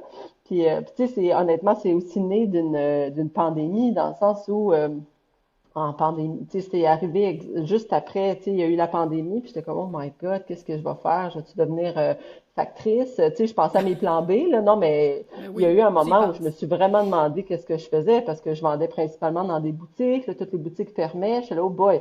Finalement, ça a viré de bord, là, il y a un moment donné où là, c'est devenu comme la vente en ligne est devenue comme fois 1000, là, tu sais, d'un coup, fait que ça, on s'en est bien tiré dans certains cas pour ça, mais il y a eu quand même une période de questionnement. Puis je me suis dit, ah, il faut vraiment que je transforme cette période-là de réflexion en quelque chose qui est bénéfique puis qui devient nourrissante là, tu sais, à long terme. Là. Puis ça, tu vois, Mhm. ça a été mon projet. Puis je faisais ça avec une belle amie qui s'appelle Joanie Lafrenière, qui est une super photographe, vidéaste aussi. Puis c'était super de le faire ensemble, tu sais, d'aller capturer ces moments-là, puis que ces femmes-là puissent remplir en tout cas, avec Mélanie Roy aussi, qui elle prenait les écrits, mais bref, c'était un beau projet de femmes pour des femmes, tu sais, il y avait quelque chose de Mhm. très, dans la sororité, ça m'a beaucoup nourri cette expérience-là. Puis ça m'a aidé aussi de faire comme, OK, faut juste y aller, tu sais, en somme toute, là, tu sais, c'était juste de se lancer, puis ça m'a donné des ailes pour la suite, parce que peu importe, pas peu importe, mais peu après, j'ai parti la boutique, tu sais, il y a eu comme, ça a semé des graines quand même, là, ça a eu son Mhm. impact. Hmm. Et là, ces femmes-là, quand tu les as approchées, est-ce que ça a été un oui immédiat ou ça a été, hein, pourquoi moi? Ça a été un oui immédiat OK. parce que c'était soit des clientes que je connaissais très, très bien, Mhm. euh, soit des gens tu sais, de ma famille, ou, tu sais, c'était des gens ouais, que je connaissais déjà. Tu sais, fait que c'était OK. quand même pas, je pense elles étaient surtout touchées du truc. Tu sais, c'était plus comme, ah, wow, ok, tu sais, t'as pensé à moi dans ta sélection, là. Tu sais, il y en avait Mhm. pas beaucoup quand même. Puis j'étais comme, oui, c'est ça. Tu sais, je pense que c'était plus comme c'était c'était une déclaration d'amour et d'admiration de moi vers elle, plus que d'autres choses. Fait que c'était difficile, je pense, de refuser une telle occasion, surtout que c'est ce que ça impliquait, c'était que j'envoyais un formulaire, il remplissait ça, puis après ça, on allait là, on prenait des photos, on se donnait des becs, puis après ça, on s'en allait. C'était juste beau, là, tu sais, c'était très doux. Je pense que, tu sais, il y en avait qui étaient un petit peu plus occupés, fait de remplir le formulaire, c'était plus compliqué, là, tu sais. Il y en a une couple qui c'était des businesswomen, là, c'était occupé, ces Mhm. femmes-là. Mais elles l'ont toutes fait, tu sais, parce que c'est ça, parce que je savais que ça me tenait à cœur, puis qu'en même temps, je pense qu'on a toute cette volonté-là entre femmes aussi, là, je sais pas comment pas plus le dire, mais de vouloir faire briller, tu sais. Je suis entourée de femmes qui croient qu'il faut comme qu'on soulève tout le monde en même temps, là. Tu sais, moi, j'essaie de Mhm. dire ça avec les joaillières, les gens avec qui je travaille, je dis, on va tout être riches en même temps. Mais tu sais, pas riche, mais ce que je veux dire, c'est, tu sais, faut tout le monde en même temps. Tu sais, j'ai pas le goût, moi, de peser sa tête à personne. J'ai le goût de célébrer les femmes qui m'entourent. J'ai le goût de les trouver bonnes, puis de leur dire, puis de les Mhm. mettre de l'avant. Fait que, tu sais, c'est vraiment cette volonté-là qui m'habitait. C'est la raison pour laquelle ce projet-là a pris forme. Mais ouais, je serais due pour un 2.0 d'ailleurs. Ouais. Parce que, tu sais, dans le fond, ta lumière à toi ne diminuera pas la lumière de l'autre à côté, Ah et non, de pas du tout. l'autre à côté, et de l'autre. Vos lumières ensemble vont juste briller encore plus fort, tu sais. Exact. Puis moi, je pense la même chose avec toutes mes belles collègues joaillières là, qui font très, très bien, là. Mhm. Ça m'enlève rien. Ça enlève rien à personne, tu sais. Fait qu'on dirait que je crois beaucoup à la démocratisation des savoirs exactement pour ça. Tu sais, moi, j'enseigne puis j'essaie de partager le plus possible parce que je crois vraiment que ça m'enlève rien. Ça fait juste aider les autres, mais ça m'enlève jamais rien. Fait qu'on dirait que Mhm. ouais, c'est ça. Ça me fait plaisir de mettre le travail. Tu sais, moi, je le présente, le travail des joaillières puis des joailliers que j'aime, là, tu sais, je les présente dans mes cours. Ça me fait plaisir de les mettre de l'avant. Je pense que c'est la voie à suivre, en fait. Parce que moi, je fais ça depuis, tu sais, mettons, depuis 16 ans, là, tu sais, depuis un bout que c'est ma façon de penser. Puis honnêtement, ça m'a juste servi, je pense. Ça m'a Mhm. servi parce que je me suis fait plein d'alliés, là, tu sais, dans le sens où j'ai l'impression d'avoir une belle communauté. Je sais que les gens sont en confiance. Fait que, tu sais, je pense que c'est juste important de se rappeler ça, là, que le succès de quelqu'un ne nous enlève rien. Mais il faut se le rappeler quand même, des fois, là. Il y a des journées Oui, où oui, oui. des Qu'on journées est où moins à notre top, mettons. il y a des Ben, journées où on a le goût de pleurer. ben Mais oui. ça nous enlève rien. C'est ça. Ben, tu sais, moi, c'est un peu pour ça que j'ai lancé le balado. Euh, J'avais envie de faire découvrir ces joailliers, joaillières-là que moi, Mhm. j'admire le travail. Puis je me suis dit, je vais sûrement découvrir énormément de choses qui vont m'inspirer, des façons de faire, des façons de créer différentes. Puis je trouve tellement que c'est une expérience enrichissante au bout du Exact. compte. C'est merveilleux. Puis moi, je suis en région éloignée. Je suis en Gaspésie. Ouais. Donc, c'est sûr que moi, j'ai pas accès à tous les jours à rencontrer d'autres créateurs, d'autres créatrices. Je suis dans mon atelier, je répare. Donc, à un moment donné, ben, j'ai 24 heures dans une journée. Puis j'ai Mhm. des obligations de maman aussi. Ouais, Donc, oui. à un moment donné, je me disais comment je peux connecter avec d'autres personnes qui Ouais. exercent mon métier, découvrir leur univers.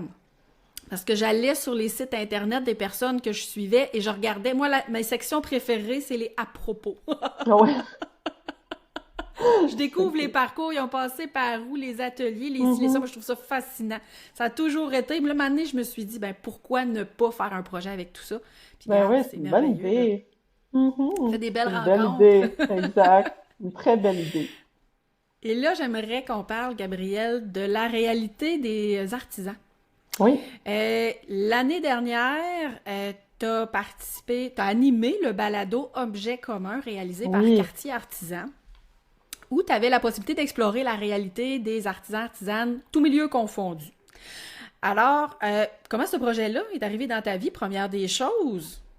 Ben oui, puis avant même de dire première des choses, je veux dire qu'on a une saison 2 complètement commanditée pour la saison, C'était, par Simons et c'était ma question suivante. Ah, Y ok, a-t-il ben, une c'est parce que saison 2? Je suis bien excitée de ça. C'est pour ça c'est qu'on a commencé à travailler cette semaine sur la saison 2. C'est pour ça que là, je peux pas m'empêcher de te le dire. Mais puis on était vraiment excités de ça. Mais oui,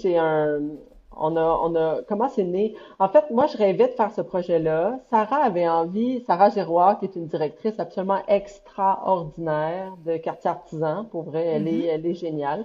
Puis, elle avait envie d'un nouveau, elle avait comme le vent dans les voiles, là. Tu sais, elle était comme, j'ai le goût d'un projet, là. Elle avait comme, puis finalement, écoute, elle en a eu pas juste un, là. Il y a beaucoup d'autres projets qu'elle a mis de l'avant en même temps que ça. Mais moi, j'ai entendu ça, j'étais comme, mais moi, je rêve de faire un balado, ça se peut-tu? Puis là, t'es comme, mais hein? Parce qu'elle est trop cool, elle était comme, mais hein? Fait que là, elle est partie la faire. En tout cas, c'est super. Pour vrai, elle a embarqué, puis elle nous a fait avec Rachel Fortin, qui est c'est quelqu'un qui travaille conjointement avec Quartier Artisan, puis euh, avec moi, parce que avec Rachel, on a décidé de monter ce projet-là, puis Sarah nous a donné complètement carte blanche, considérant la thématique principale, qui était celle de faire rayonner, tu sais, des entrepreneurs, les artisans dans le métier d'art, tu sais, du Québec principalement. Mais nous, on voulait pas juste avoir les bons coups. Tu sais, moi, je voulais vraiment comprendre comment est-ce que ces gens-là faisaient pour vivre de leur métier, parce que pour vrai, j'avais des zones grises, là. Tu sais, comme j'étais Mhm. comme, comment est-ce qu'on fait, tu sais, mettons, pour rester créatif tout le temps? Comment est-ce qu'on fait pour, je sais pas, moi, pour gérer efficacement son horaire? Comment est-ce qu'on fait pour faire des pubs marketing de même? Ils sont donc bien bons, ces réseaux sociaux. Comment est-ce qu'ils font pour faire ça, pour faire des bijoux en même temps? Ou de faire tu sais, de la céramique, puis ça. En tout cas, il y a plein d'affaires que je comprenais pas, puis qui me sont encore un peu inconnues, là. À chaque fois, faut que je me rappelle, mais, euh, puis tu sais, c'était intéressant aussi de savoir c'était quoi les intentions des gens. Tu sais, il y avait de l'éco-circularité, il y avait tu sais l'environnement, il y a le désir de transmission. Tout le monde a une intention différente quand ils sont dans la création. Puis ça, je trouvais ça vraiment intéressant d'aller à la rencontre de ces gens-là. Puis après ça, de voir aussi comment est-ce qu'ils faisaient pour gérer leur maudit quotidien quand t'as des fois t'es ventes, des fois t'as pas de vente, des fois t'as telle affaire, des fois, tu sais, en tout cas, il y avait tellement de, c'est tellement des montagnes russes, hein, ce maudit métier-là. Fait que je trouvais ça Gérer le cash intéressant. flow. Oui, gérer le cash flow, exact. Puis après ça, de gérer aussi le métier que tu fais avec l'idéal que tu t'étais fixé aussi à un certain âge. Tu sais, il y a beaucoup de choses, là. Tu sais, comment est-ce que tu penses que tu vas vieillir? T'as-tu comme déjà mal dans le dos? Tu sais, il y avait comme des façons de parler de comment appréhender le métier à long terme que j'avais pas Mhm. beaucoup entendu, tu sais, dans d'autres balados à ce moment-là. Évidemment que toi, tu en parles plus là, dans ton balado de bijoux, mais je trouvais ça intéressant de parler, tu sais, d'un point de vue peut-être plus entrepreneurial, là, tu sais, de voir comment Mhm. est-ce que ces gens-là géraient est-ce que les gens checkent leurs chiffres? Est-ce que c'est quelque chose que tu fais à tous les jours? C'est quelque chose que tu fais à toutes les semaines? Est-ce que tu t'es endetté pour ton projet ou pas? Tu sais, mais des vraies questions, là. En tout cas, Ben oui. c'est super. J'ai adoré ça. Mais oui, fait que c'était beaucoup une quête personnelle pour commencer. Puis après ça, j'ai bien compris que ça devenait une quête beaucoup plus grande que moi parce que les gens sont vraiment au rendez-vous. Puis, tu sais, j'ai fait des événements où je suis allée me promener dans des salons de métiers d'art pendant le temps des fêtes, puis ou dans des petits événements de pop-up. Puis les gens étaient comme, mon Dieu, je reconnais ta voix. Puis j'étais comme, ah, comment ça se peut? Puis là, après un certain temps, ils comprenaient que c'est parce qu'ils avaient écouté le balado. Puis ça, c'était drôle. J'avais jamais été reconnue par ma voix avant. En tout cas, bref, mais je trouvais ça le fun, ça voulait dire que la personne l'avait écouté, tu sais, puis qu'elle avait aimé ça. Fait que ça m'a vraiment fait plaisir. Puis le fait qu'on ait une discussion un peu comme on a aujourd'hui, qui est sans filtre, Mhm. qui est pure, qui est honnête, tu sais, qui est pas juste en dire ah, moi ça va full bien mes affaires. En tout cas, je sais pas, il y avait quelque chose dans l'authenticité qui me faisait vraiment plaisir. Puis je pense que c'est ça qui fait que ça a résonné avec les gens, que ça a résonné avec Quartier Artisan aussi, puis c'est la raison pour laquelle ils ont décidé de s'embarquer dans le financement d'une saison 2 avec tout ce que ça implique. Mon Dieu, je pense que ils ont travaillé là-dessus pendant 6 mois, là, tu sais, comme juste à essayer de trouver des commanditaires, tout ça, puis c'est une job quand même importante. Les gens font ça à temps perdu d'habitude, tu sais, on le sait ce que ça implique, un podcast, là, c'est de la job en tabarouette. Fait que là, vu que nous, on travaille tout, en tout cas, il fallait qu'on trouve une façon de financer cette affaire-là.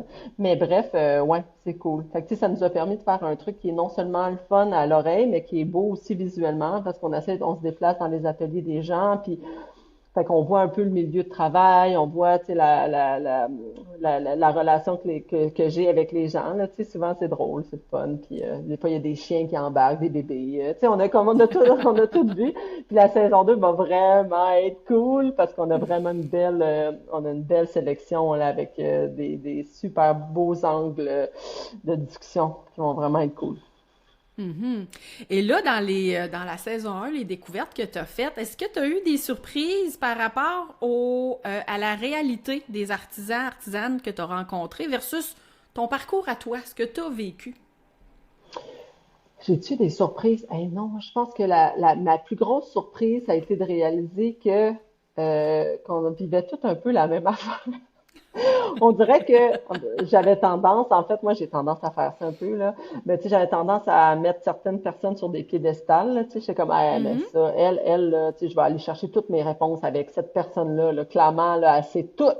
Puis finalement, tu sais, en discutant, t'es comme, mais voyons, on est tous on est à la même place, dans les mêmes questionnements, dans les mêmes doutes, Mhm. en tout cas, fait que il y a des choses, j'ai beaucoup, j'ai beaucoup envié d'une façon très douce et aimante, là. C'est pas une vraie envie, mais j'ai quand même envié les gens qui travaillent à deux. Tu sais, il y a quelque chose de très séduisant pour moi là-dedans, dans l'idée de pouvoir travailler avec quelqu'un qui, lui, s'occupe, comme ton, juste de tes chiffres. Puis toi, tu fais juste Mhm. t'occuper du design, tu sais. Hey, c'est-tu pas le rêve, ça, tu penses? En tout cas, pour moi, ça me Mhm. semblait comme, je suis là, oh, wow, ça, c'est une formule que j'aime. Puis sinon, dans d'autres formules, ils travaillent à deux, mais tu sais, il y a un projet qui se tient sur quatre épaules, là. Tu sais, comme il y a quelque chose qui est pas juste tu sais, comme sur une personne. Puis on dirait que ça, j'ai trouvé ça beau, tu sais, même que ça soit en ami ou en amoureux. J'étais comme, oh, wow, il y a quelque chose je sais pas comment le dire, pas enviable, parce qu'on dirait que l'envie, c'est comme méchant, là, il est péjoratif, mais d'admirable là-dedans, je pense, tu sais. Puis surtout que dans les Mhm. modèles qu'on a choisis, ce sont des modèles qui fonctionnent plutôt bien, là, tu sais, c'est quelque chose qui, ils ont fait leur preuve, là, ils sont pas à leur première année, là, tu sais, fait qu'ils ont OK. fait des années qu'ils travaillent ensemble, puis je suis comme, oh, wow, c'est un beau projet, tu sais, ça doit être vraiment chouette de pouvoir, après ça, tu sais, en jasant, tu réalises tout ce que ça veut dire aussi au niveau de l'instabilité. Fait que quand l'entreprise fonctionne pas, t'as pas non plus, tu sais, tu peux pas t'accoter sur quelqu'un, là. Tu sais, les Mhm. deux sont dans la même affaire. Fait que c'est quand même un autre dossier, là. Mais bref, fait que ça, j'ai aimé ça.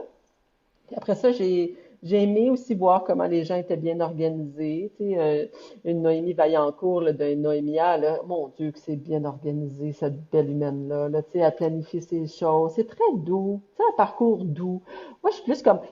Non,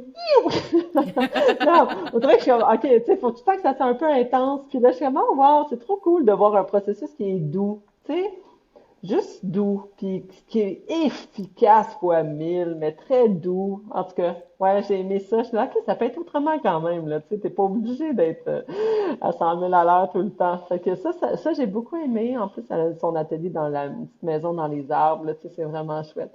Mais bref, fait que toutes les histoires avaient quelque chose de vraiment intéressant, là. J'ai pris des notes sur toutes. À chaque fois, j'étais là, oh, wow, oh, c'est bon, c'est bon. Puis je pense que c'est surtout à moi que ça sert, cette affaire-là, mais j'espère Ben, que le monde l'écoute et qu'il en retire des bons bénéfices, mais j'ai trouvé ça vraiment pertinent comme discussion. Je pense vraiment que ça répondait à beaucoup de questions que les artisans et les artisanes peuvent avoir dans leur pratique, tu sais. Parce que de puis loin, on pense juste, tout le temps que ça va trop bien, là, tu sais, t'es comme, voyons donc elle, mais voyons donc lui, tu sais, puis finalement, on est tous en même affaire, on a tout un petit peu le stress avant de mettre un post Instagram, on a tout un peu le stress avant, tu sais, c'est la même affaire. puis justement, ces conversations-là, tu sais, tu dis que tu as pris beaucoup de notes. Est-ce que ça t'a donné envie d'essayer certaines façons de faire dans ton propre parcours? Ben, il y a des choses que je ne peux pas faire, tu sais, mais Mhm. la douceur que j'ai vue dans plusieurs des parcours m'a beaucoup intéressée, là, tu sais, j'étais comme, oh, wow, ok, ça peut être vraiment plus doux. Après ça, c'est pas tout le temps faisable. Euh, ouais, on dirait que ça m'a pas, je sais pas comment dire, c'est pas des notes que j'ai pris pour changer ma façon de faire, mais ce sont surtout des notes, mettons que, tu sais, je pense mentalement, là, mais Mhm. des notes que j'ai pris pour me donner des petites tapes sur l'épaule quand ça va moins bien, tu sais, ou des comme voyons, je tiens à ça, elle va pas être capable de gérer ça comme ça. C'est comme non, tout est beau. Il y en a plein d'autres qui ont un petit peu de difficulté avec ça. C'est bien, tout est beau, c'est parfait. T'es pas comme Tout va bien aller. t'es pas la seule au monde à Mhm. pas avoir prévu sa collection 6 mois d'avance. C'est tout est beau, là. C'est pas tout le monde. Tu sais, il y a comme ça m'a vraiment fait un baume plus OK. que plein d'autres choses, je pense. Ça Mhm. m'a mis en paix avec plein d'aspects de mon travail, puis de ma façon de gérer, de mes doutes, de mes incertitudes, de mes grands élans où il faut que je me lève, tu sais, que je me réveille la nuit pour dessiner. Puis j'étais comme, oh mon Dieu, je suis pas normale. Puis là, finalement, tu parles avec plein de monde, puis je suis comme, je suis complètement normale.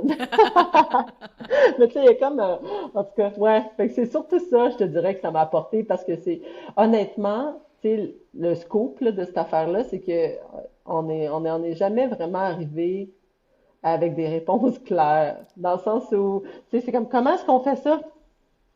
Tu sais, même les meilleurs étaient comme, hey, je sais pas, j'y vais un petit peu d'instinct. C'est comme, ah, ok, on Mhm. n'a pas de réponse claire. Puis je pense que c'est ce qu'il faut se rappeler, là, c'est qu'il n'y a pas une façon.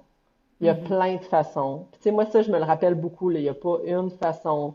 Il y a plein de façons. Tu sais, des fois, quand tu as l'impression de pas faire les choses comme il faut, c'est comme il n'y a pas de une façon de faire, là. Tu sais, il y en a plein. Puis, ouais, c'est surtout ça que ça m'apporte personnellement, ce balado-là. Puis, j'espère que c'est ce Mhm. que ça apporte aux gens aussi, parce que je trouve vraiment qu'il faut se rappeler qu'il y a plein de parcours, puis que toutes les solutions, toutes les façons sont bonnes, tu sais. Il n'y a pas un chemin unique. Il y a plein Non, de c'est chemins, ça. puis Puis on c'est... dirait que des fois, tu sais, t'en as un que t'as dit, ah, ça, c'est le bon chemin. Finalement, la personne, elle cherche l'autre chemin. Tu sais, comme tout le monde, tout le monde a le goût d'avoir l'autre chemin. Fait que non, il n'y a pas juste une bonne façon de faire. Fait que c'est plus comme ça que ça l'a, que ça m'habite au quotidien, en fait. Puis que ça va continuer de Mhm. m'habiter, j'en doute pas, là, parce que là, les rencontres qu'on va faire sont cool, là. Ouais. J'ai hâte d'écouter ça. Mhm. Et là, justement, quand on écoute le balado Objet commun, on réalise que derrière chaque objet fait main, il y a énormément de travail invisible. Absolument. Est-ce que tu crois que les gens voient vraiment tout le travail qui se cache derrière la fabrication d'un bijou? Moi, je pense qu'à l'atelier, mettons, on a cette chance d'offrir des ateliers dans mon espace. Là, on a des ateliers le Mhm. week-end de fabrication de bagues. Là. Ça prend 3 heures. OK. Mais je pense que c'est là que ça se passe comme déclic pour les gens quand ils viennent pour Mhm. faire juste une petite bague, là, une petite bague. Puis qu'ils viennent, puis c'est comme ici, pendant longtemps, il pète comme 10 lames de scie. Après ça, Seigneur. il essaie de limer ça droit, puis finalement, c'est jamais droit, le maudit bout. Tu sais, comme, c'est quand il l'expérimente le plus que là, je pense que, pour vrai, à chaque fois que les gens partent d'ici sont comme, oh boy, on comprend pourquoi ça coûte cher des bijoux. Et qu'on comprend pourquoi ça coûte cher. Je suis comme, ouais, exact, c'est pour ça. C'est pour ça qu'on fait ça, pour que vous puissiez aller le dire à tout le monde que c'est pour ça que ça coûte cher les bijoux, parce que c'est vrai que c'est compliqué, là, tu sais, puis c'est dans Mhm. n'importe quel métier d'art, là, ça a l'air facile parce qu'on fait ça de monotadine depuis 15-20 ans, mais c'est jamais facile, tu sais, il y a beaucoup d'intuition, d'instinct, mais il y a beaucoup de savoir-faire qu'on a dans les mains qu'on réalise moins, là, tu sais, avec le temps, mais on sait comment Mhm. faire, tu sais. Mais fait que je pense que les gens le réalisent beaucoup là. Euh, Après ça, peut-être quand on fait des customs, tu sais, dans des bijoux personnalisés, souvent, je vais communiquer beaucoup avec les gens, puis je leur envoie des photos du processus. Fait que là, ils sont comme, hey, c'est bien long. Puis je suis comme, ouais, ouais, là, il y a la sculpture, il y a le dessin, il y a la sculpture en cire. Après ça, en cire, faut que je mette ça cute. Après ça, je fais couler. Après ça, ils sont comme, oh boy, c'est beaucoup plus long que je pensais. Fait que je sais pas comment ils s'imaginent, en effet. On dirait qu'ils, tu sais, c'est ça, que la plupart C'est très s'imaginent. bucolique dans leur tête, mais Ouais, c'est ça, un peu ça comme l'est des moins. bananes à l'épicerie, là, tu sais, c'est ça, ils sont déjà là. Vite de Magie! même, c'est ça. Fait que je pense que quand, tu sais, je me fais un devoir de faire un espèce de travail d'éducation aussi via l'atelier, je leur montre, tu sais, comment les diverses étapes, comment on fait, pourquoi c'est long, combien d'heures je vais mettre là-dessus, tu sais, ils sont comme, oh, ok, parfait, c'est pour ça que ça va coûter des milliers de dollars. Mais c'est pour ça que c'est Mhm. cher, parce que tabarouette, c'est ça que ça veut dire, c'est ça le travail. Ben oui. Mais oui. Fait que c'est un travail je te dirais que c'est de l'éducation à tous les jours, là, pour comme prendre Mhm. le temps d'expliquer aux clients, puis à nos amis, puis aux collectionneurs, là, tu sais, ce que ça implique. Mais... Mhm. Et là, si on porte un regard sur le métier, donc ça fait plusieurs années maintenant que tu es Mhm. joaillière et depuis quelques années, tu enseignes la Oui. joaillerie. Euh, Comment l'enseignement est arrivé dans ton parcours? C'est arrivé parce que, en fait, en premier lieu, c'est arrivé parce qu'en 2008, quand j'avais commencé à faire mes petites explorations, là, j'étais allée au Massachusetts, puis j'avais été un petit peu ailleurs pour essayer des nouvelles techniques. J'étais encore à l'école de joaillerie à ce moment-là. J'ai été à l'école de Mhm. joaillerie de 2005 à 2010. Puis en 2008, j'étais allée faire des formations, c'est ça, aux États-Unis. Puis quand je suis revenue, la directrice qui était là était comme, hey, ça ne te tenterait pas de donner cette formation-là, perfectionnement, une fin de semaine, juste un jour. Puis là, tu sais, de fil en aiguille, j'ai commencé à donner des cours de perfectionnement à l'école de joaillerie, mais je n'étais pas une professeure de l'école, mais je donnais des cours de perfectionnement. Puis après ça, en allant en Italie, j'ai appris plein d'autres techniques. Fait que là, j'ai continué à donner des cours de perfectionnement, des ateliers d'un jour, qui étaient des cours qui étaient disponibles pour tout le monde. Puis après ça, en fait, en 2022, j'ai été approchée par, ou 2021, je pense que j'ai été approchée par l'Atelier d'artisanat de Montréal, qui est un organisme sans but lucratif, en fait, que je ne connaissais pas, mais c'est une joaillière Maude qui m'a référé pour prendre sa place. En fait, avec la pandémie, puis seule, elle avait des jeunes enfants qui étaient plus fragiles. Elle pouvait plus aller travailler, c'était difficile pour elle. Fait qu'elle avait besoin de se faire remplacer pendant un certain temps. Puis c'est moi qui ai pris cet espace-là. Puis c'est un atelier, en fait, c'est un peu comme les impatients qui, eux, font de l'espèce de réinsertion ou du moins de l'accompagnement en santé mentale par le biais des arts visuels à Montréal. Mais là, Mhm. cet organisme-là, qui s'appelle l'Atelier d'artisanat du centre-ville, le fait par le biais des métiers d'art. Fait que dans un énorme espace au centre-ville, vraiment comme ça pourrait pas être plus dans le temps, plus centre-ville, t'as du vitrail, du tissage, t'as de l'impression, t'as de la sérigraphie, de la construction textile, t'as quoi, beaucoup de couture, puis t'as de la joaillerie. Fait que, tu Mhm. sais, c'est un atelier de joaillerie. Puis, fait que moi, j'ai enseigné là 2 jours par semaine pendant jusqu'à temps que finalement j'arrive au cégep. Mais c'était vraiment chouette là parce que là, des gens qui sont en psycho, ça fait des bijoux funky en tabarouette là. Mais il y avait quelque chose. Non, mais c'était une autre approche là. Tu sais, c'était tous des gens qui avaient des grands défis, des grands défis de santé mentale. Puis ils passaient par l'atelier pendant un certain temps pour pouvoir ensuite, c'était comme un tremplin pour pouvoir ensuite réintégrer d'une autre façon. Mhm. La vie quotidienne. Mais bref, c'était vraiment, vraiment, vraiment chouette. C'était vraiment cool. Fait que j'ai vraiment aimé ça. Puis après ça, à l'école de joaillerie, en fait, il y a un poste qui s'est ouvert pour le cours de petite série que je donne, qui était en 2023. Ouais. Puis en 2023, alors j'ai postulé. Puis bon, je suis rentrée à l'école de joaillerie par le biais de cette porte-là. Fait que, tu sais, on fait un cours de design de collection à l'automne. Puis là, cette année, exceptionnellement, cet hiver, c'est tout nouveau, mais là, je donne un cours de projet synthèse avec Anne-Sophie Vallée. Fait qu'on donne un cours où on accompagne les étudiants du DEC euh, à faire leur projet synthèse qui vaut pour 100% de leur deck au complet. Fait que ça, c'est vraiment cool. Il va y avoir la même chose à Québec ou dans d'autres écoles de joaillerie. Mais ouais, c'est comme ça que c'est arrivé. Fait que vu que j'ai eu une belle formation en intensif avec des gens qui avaient des défis quand même nombreux, mais ça Mhm. fait que moi, mes étudiants de 18-19 ans, là, je suis comme l'attitude, là, tu sais, il y a pas rien, là, il y a peu de design qu'on peut pas faire, il y a peu d'attitudes qui me dérangent, là, tu sais, je veux dire, je suis capable on gère, là, c'est parfait, puis j'adore ça, en fait. J'adore ça, parce que j'ai l'impression de leur donner l'heure juste. J'ai l'impression que moi, c'est quelque chose qui m'a manqué. Je ne suis pas capable de nommer exactement pourquoi. Est-ce que je pense que c'était une philosophie d'enseignement qui était peut-être un peu différente il y a 15-20 ans. Mais tu sais, j'aime ça, moi, je leur dis tout. J'aime leur dire où aller chercher de l'argent pour partir leur projet. J'aime leur dire où ils peuvent aller déposer leurs bijoux pour vendre, pour de vrai. Là, tu sais, comme j'aime les accompagner pour que vraiment, quand ils vont sortir dans la jungle là, de la vie, là, ben, ils soient vraiment outillés puis qu'ils aient tout ce qu'il faut pour pouvoir faire de cette vie-là un métier parce que c'est donc ben pas facile. Fait que, ouais, c'est ça mon mandat, le mandat que je me Mhm. suis donné en tout cas. Puis de faire briller leur essence propre parce que je pense que c'est ça des fois le défi en joaillerie quand tu es à l'école, c'est que tu essaies de faire des choses pour avoir des bons résultats ou pour plaire. Tu sais, on fait des bijoux, on veut plaire quand même, ça va avec là. Mais mais je pense que ceux qui tirent leur épingle du jeu, au final, c'est ceux qui sont capables d'être fidèles à ce qu'ils sont, puis de faire quelque chose qui est complètement unique et authentique. Fait que c'est pour l'instant ce que j'essaie de développer avec eux.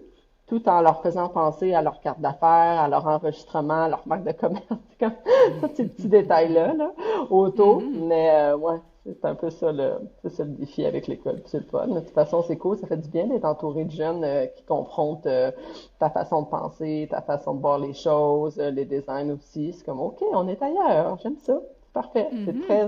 C'est très insécurisant. Ben, mais en même temps, très le fun. Fait que c'est comme, Et là, qu'est-ce qui t'émerveille encore aujourd'hui dans le fait d'être joaillière et d'accompagner ces nouvelles générations-là, là? Mon Dieu, qu'est-ce qui m'émerveille, mais c'est parce que premièrement, c'est jamais les mêmes personnes, là. Fait que, tu sais, ça, Mhm. c'est quand même cool, là. À chaque fois que tu commences une session, là, j'ai comme 10 nouveaux êtres humains complètement uniques et différents. Puis c'est la même chose quand il y a des clients qui rentrent que j'ai jamais rencontrés. C'est vraiment comme c'est un petit défi, là. Faut que je sache à qui j'ai affaire, puis comment est-ce que je vais faire pour aller sortir, tu sais, ce qu'ils ont en dedans, puis de Mhm. faire rayonner cette affaire-là. Fait que je pense que le fait que ça soit pas du tout répétitif dans mon cas, c'est zéro répétitif. Puis c'est des gros challenges là, parce que c'est pas tout le monde qui est rendu là non plus là. Tu sais, comme il y en a pour qui c'est plus difficile là, l'expression artistique. Puis tu sais, en joaillerie, tu peux avoir des très très bons techniciens ou techniciennes qui ont moins le goût là de s'éclater dans la recherche formelle. Là. Fait que tu sais, faut comme les accompagner. Des fois, il y a beaucoup de psychologie, je trouve, surtout en fin d'année là. C'est plus juste des cours de soudure là, c'est des cours de se faire confiance, d'essayer, tu sais, de mettre son projet en valeur. Moi, c'est une autre affaire. Fait que il y a beaucoup d'humains là-dedans. Puis je pense que c'est ça qui fait que ça m'inspire encore tout autant, puis que ça m'émerveille, comme tu dis. Ouais, ça me Mhm. stimule beaucoup, en tout cas. Parce qu'à Et chaque fois, là, je sais pas juste... si je vais réussir, tu sais. Ouais. Non, mais c'est un peu ça aussi, là, tu sais, quand j'ai un couple qui Mhm. vient ici, là, puis ils sont comme, on sait vraiment pas ce qu'on veut. Je suis comme, OK, parfait. J'ai l'impression qu'il faut que je déploie des antennes. Je suis comme, OK, on va trouver. Mais en tout cas, c'est un petit défi quand même. J'aime ça. Et là, dis-moi, Gabrielle, au travers de tout ça, bon, l'enseignement, tes bijoux, ton atelier, boutique, qu'est-ce que tu aimerais encore explorer dans ton travail dans les prochaines années? C'est quoi ton grand rêve pour ta marque? Ben moi, mon grand rêve en ce moment, très, très honnêtement, c'est de bâtir quelque chose qui vit même quand moi je serai plus là. OK. Fait que c'est pas un désir d'ego, là, mais j'ai envie d'avoir un projet où je peux voyager plus. Tu sais, je pense à la suite des choses, tranquillement, pas vite. Puis j'ai envie que mon projet fonctionne assez bien, puis que l'identité de la marque soit assez claire pour que je puisse éventuellement déléguer ça ou, tu sais, vendre ça à quelqu'un qui voudrait, lui, continuer ce projet-là. Fait que je dirais que c'est mon projet d'ici 50. On verra OK. qu'est-ce qui va arriver Te avec ça. sortir des opérations, là. Ouais, de sortir un peu des opérations, mais aussi, tu sais, je sais pas je sais pas, tu sais, je pensais jamais avoir un magasin. Je pensais vraiment que faire des résidences artistiques, puis faire des projets Mhm. comme ça. Puis finalement, là, j'ai beaucoup un magasin, puis j'adore ça. Mais je sais pas ce que je vais avoir le goût à 50 ans. Ça va peut-être de faire le tour du Vietnam pendant 4 ans avec mon amoureux, ça se pourrait. Fait que, tu sais, non, mais tu sais, moi, mes enfants sont grands, là, tu sais, fait que j'ai comme une Ben vie de oui. pré-retraité, même si je travaille comme si jamais, j'ai jamais travaillé. Mais, tu sais, j'ai envie de cette liberté-là de choisir. Fait que si je suis capable de continuer comme je fais là à monter ce beau projet-là qui deviendra éventuellement indépendant de moi, parce que là, c'est mon gros mandat, là, de voir comment je peux le détacher un petit peu de moi. C'est mon mandat Mhm. de cette année. Je suis curieuse de voir comment ça va évoluer dans le temps. Fait que tu sais, j'ai pas pu envie de faire des bijoux, mais peut-être que je ferais des résidences ou que je retournerais peut-être à une pratique un petit peu plus artistique plus tard, je sais pas. Mais honnêtement, en ce moment, j'ai tellement l'impression d'avoir pogné de quoi avec ce magasin-là que si tu m'avais demandé c'est quoi ton rêve pour ta marque, j'aurais dit avoir un atelier exactement comme celui que j'ai, avoir une Mhm. boutique, puis que ça marche. Puis en ce moment, ça marche. Fait que je suis comme, mon Dieu, je sais pas, on dirait que je suis gênée de penser à autre chose parce que honnêtement, je pense que c'est tout ce que j'ai toujours voulu.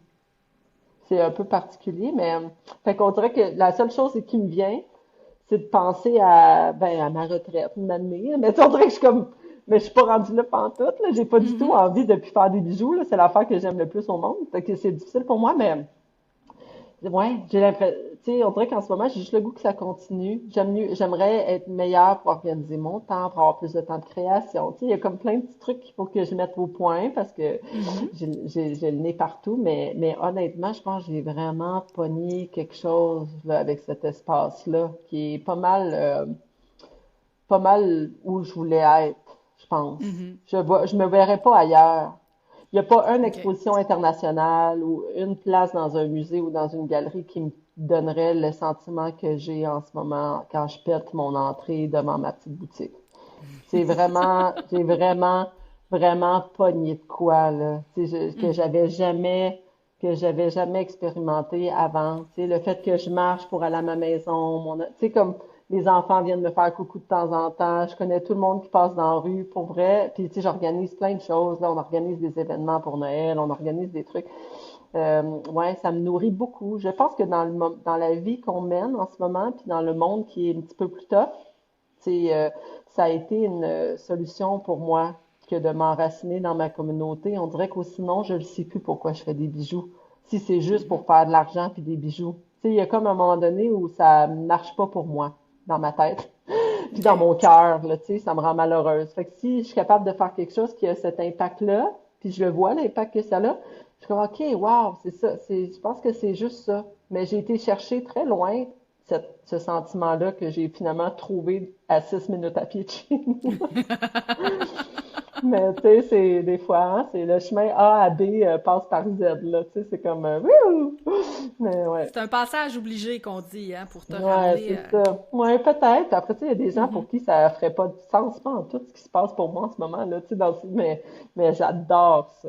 Vraiment. Mhm. Dans le fond, tant que ça fait du sens pour toi, c'est ça qui compte le plus, là. Exact. Exact. C'est ça. Oui.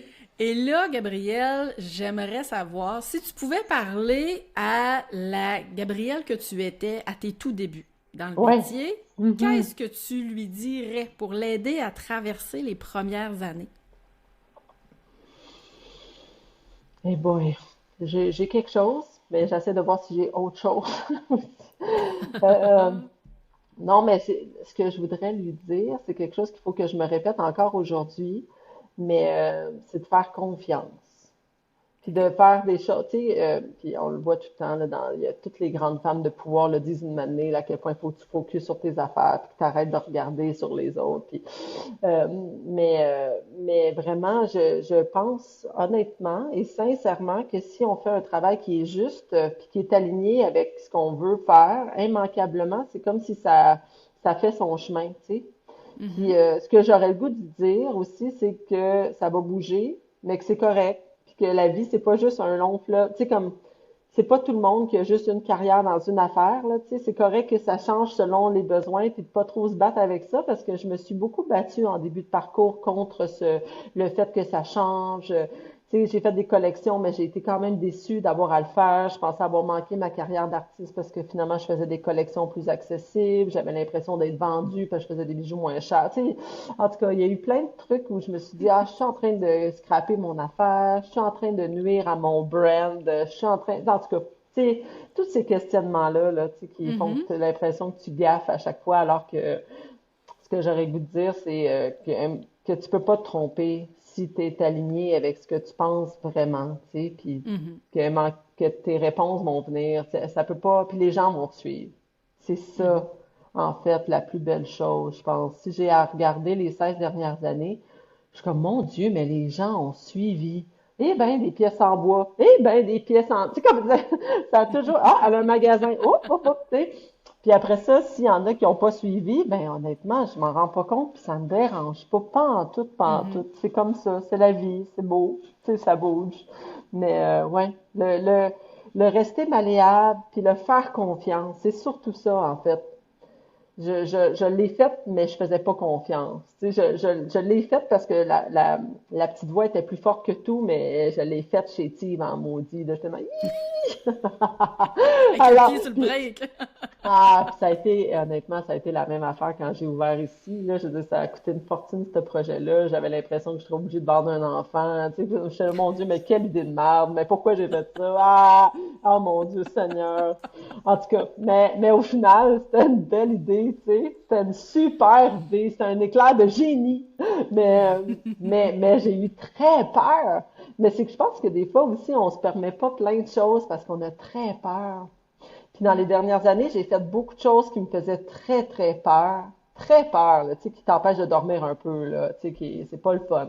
Puis finalement, à Tabarouette, j'y ai pris goût parce que ça donne des super bons résultats parce que je fais, OK, ça peut aller jusque là quand tu franchis tes Ouais. propres limites puis tes propres je pense à l'imitation parce que moi, il y a plein de choses que je m'étais dit que je ferais pas, là, tu sais, puis, je sais pas Mhm. pourquoi, juste parce que je pensais pas que je méritais ces affaires-là, tu sais. Puis là, on dirait que de me permettre ça, ça m'a fait mal en dedans, te dire comment j'ai fallu que ouf, fait de la un petit peu de Mhm. thérapie puis tout. Mais après ça, ouf, tu sais, comme ça a vraiment donné quelque chose de beau. Fait que je suis vraiment contente de m'être permis d'essayer des affaires. Tu sais, on dirait que c'est mon plus beau, ça serait mon plus beau conseil, tu sais, de faire confiance puis permets-toi donc d'essayer des affaires.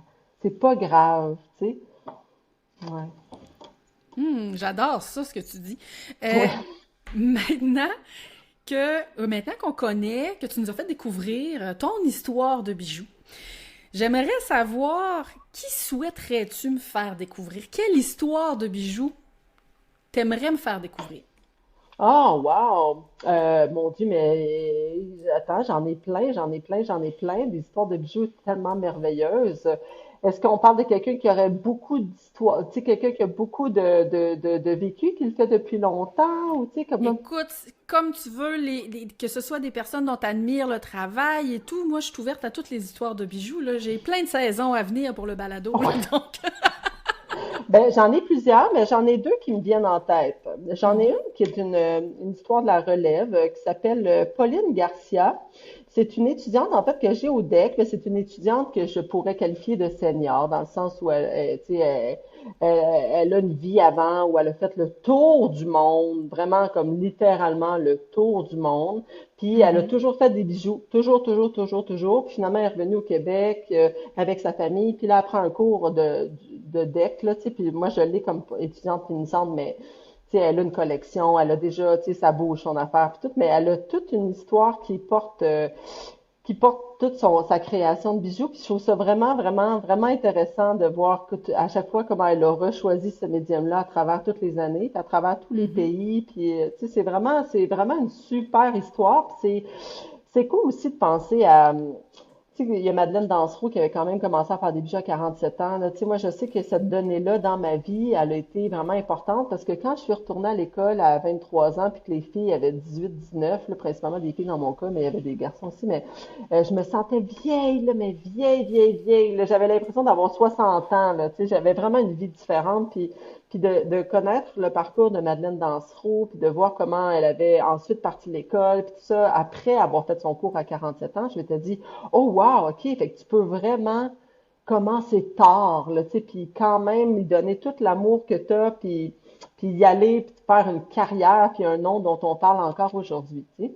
Fait que, on Mhm. dirait que j'ai ce sentiment-là un petit peu avec Pauline, dans le sens où c'est un parcours qui est, tu sais, cette partie-là de sa vie, du moins la joaillerie plus fine, là, en métal, ça arrive à la fin d'un long, long parcours pour elle, mais elle a déjà une identité très, très claire, puis elle a déjà tout un parcours très riche de voyage autour du monde avec sa famille qu'elle transpose beaucoup dans ses bijoux. Fait que je trouve ça quand Mhm. même clair. Là. Tu sais, c'est pas tout le monde tu sais, puis j'ai plein d'autres étudiants aussi qui ont ça, mais d'avoir une identité aussi propre, c'est quand même intéressant.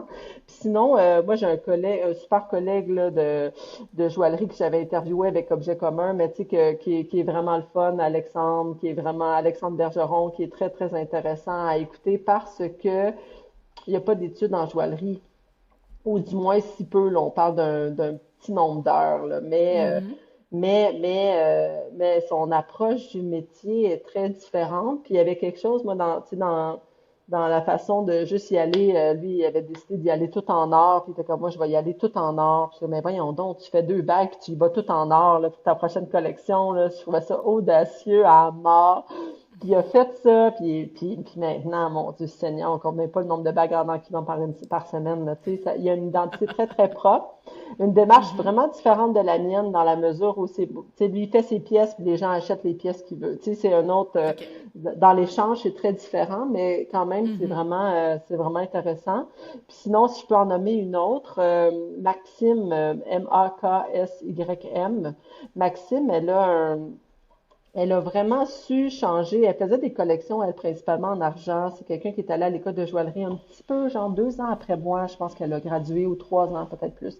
Mais Maxime, premièrement, elle est extraordinaire là, comme humaine, mais c'est quelqu'un qui, elle, là, tu sais, elle a vraiment un long fleuve tranquille. Ça a l'air doux, doux, doux, son affaire. Très, très doux. Puis quand elle parle, elle est très, très douce. Mais c'est un tempérament complètement à l'opposé de moi.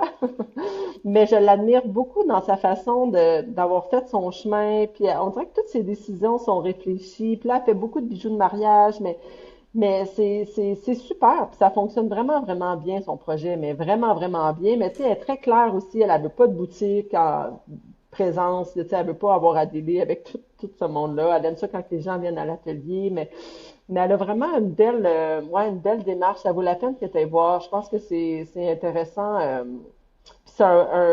Maxime, c'est surtout un méga success story, là, dans le sens où, tu sais, dans tous les autres cas que je te parle, ils ont quelque chose d'autre à côté qui fait que ça fonctionne bien, tout ça, mais Maxime, elle ne fait que ça, puis ça fonctionne bien, là, puis elle a bien trouvé aussi les codes pour, tu sais, de la pub, Pinterest et compagnie, là, tu sais, elle a bien Mhm. compris tous ces trucs-là, fait qu'elle a un positionnement exceptionnel, mais bref, d'un point de vue entrepreneurial, c'est quelqu'un qui est très, très, très intéressant, je trouve. Mais bref. Hmm. Ah, j'ai Ouais, pris fait des que, bonnes notes, des notes que tu m'as oui, données. Je vais aller explorer ça en parfait. prévision, comme je disais tout à l'heure, d'une prochaine saison d'Histoire de Oui, bijoux. On est déjà rendu à la fin de notre belle discussion d'aujourd'hui, Gabrielle. oui. Première des choses, merci infiniment à toi de nous avoir ouvert ton univers. Merci à Ça a été toi. Ça a été vraiment... j'avais très hâte à l'enregistrement d'aujourd'hui Oui. et je comprends 100% pourquoi maintenant. J'avais Mm. hâte de faire ta connaissance. Et là, dis-moi, qu'est-ce qu'on peut te souhaiter pour la suite? Et moi, je veux qu'on me souhaite que ça continue. Je veux Mhm. qu'on me souhaite surtout, je fais une petite parenthèse, j'ai eu une méga entorse cervicale il y a 2 semaines. J'ai pas pu bouger pendant un petit bout. Puis j'avais jamais connu ça. Fait que maintenant, puis j'avais pas réalisé ce que ça voulait dire de pas avoir l'usage de mes mains pendant aussi longtemps. Ça m'était jamais arrivé. Mhm. Puis pas faire de bijoux pendant aussi longtemps m'a rendue très malheureuse. Fait que ce que j'ai envie que tu me souhaites, c'est que ça continue en santé. Je suis rendue à Mhm. l'âge où C'est c'est ça important. que je veux. Mais c'est juste ça que je veux. Au pire, les pieds. Mais une santé du haut du corps. S'il faut que je sois spécifique. Les pieds.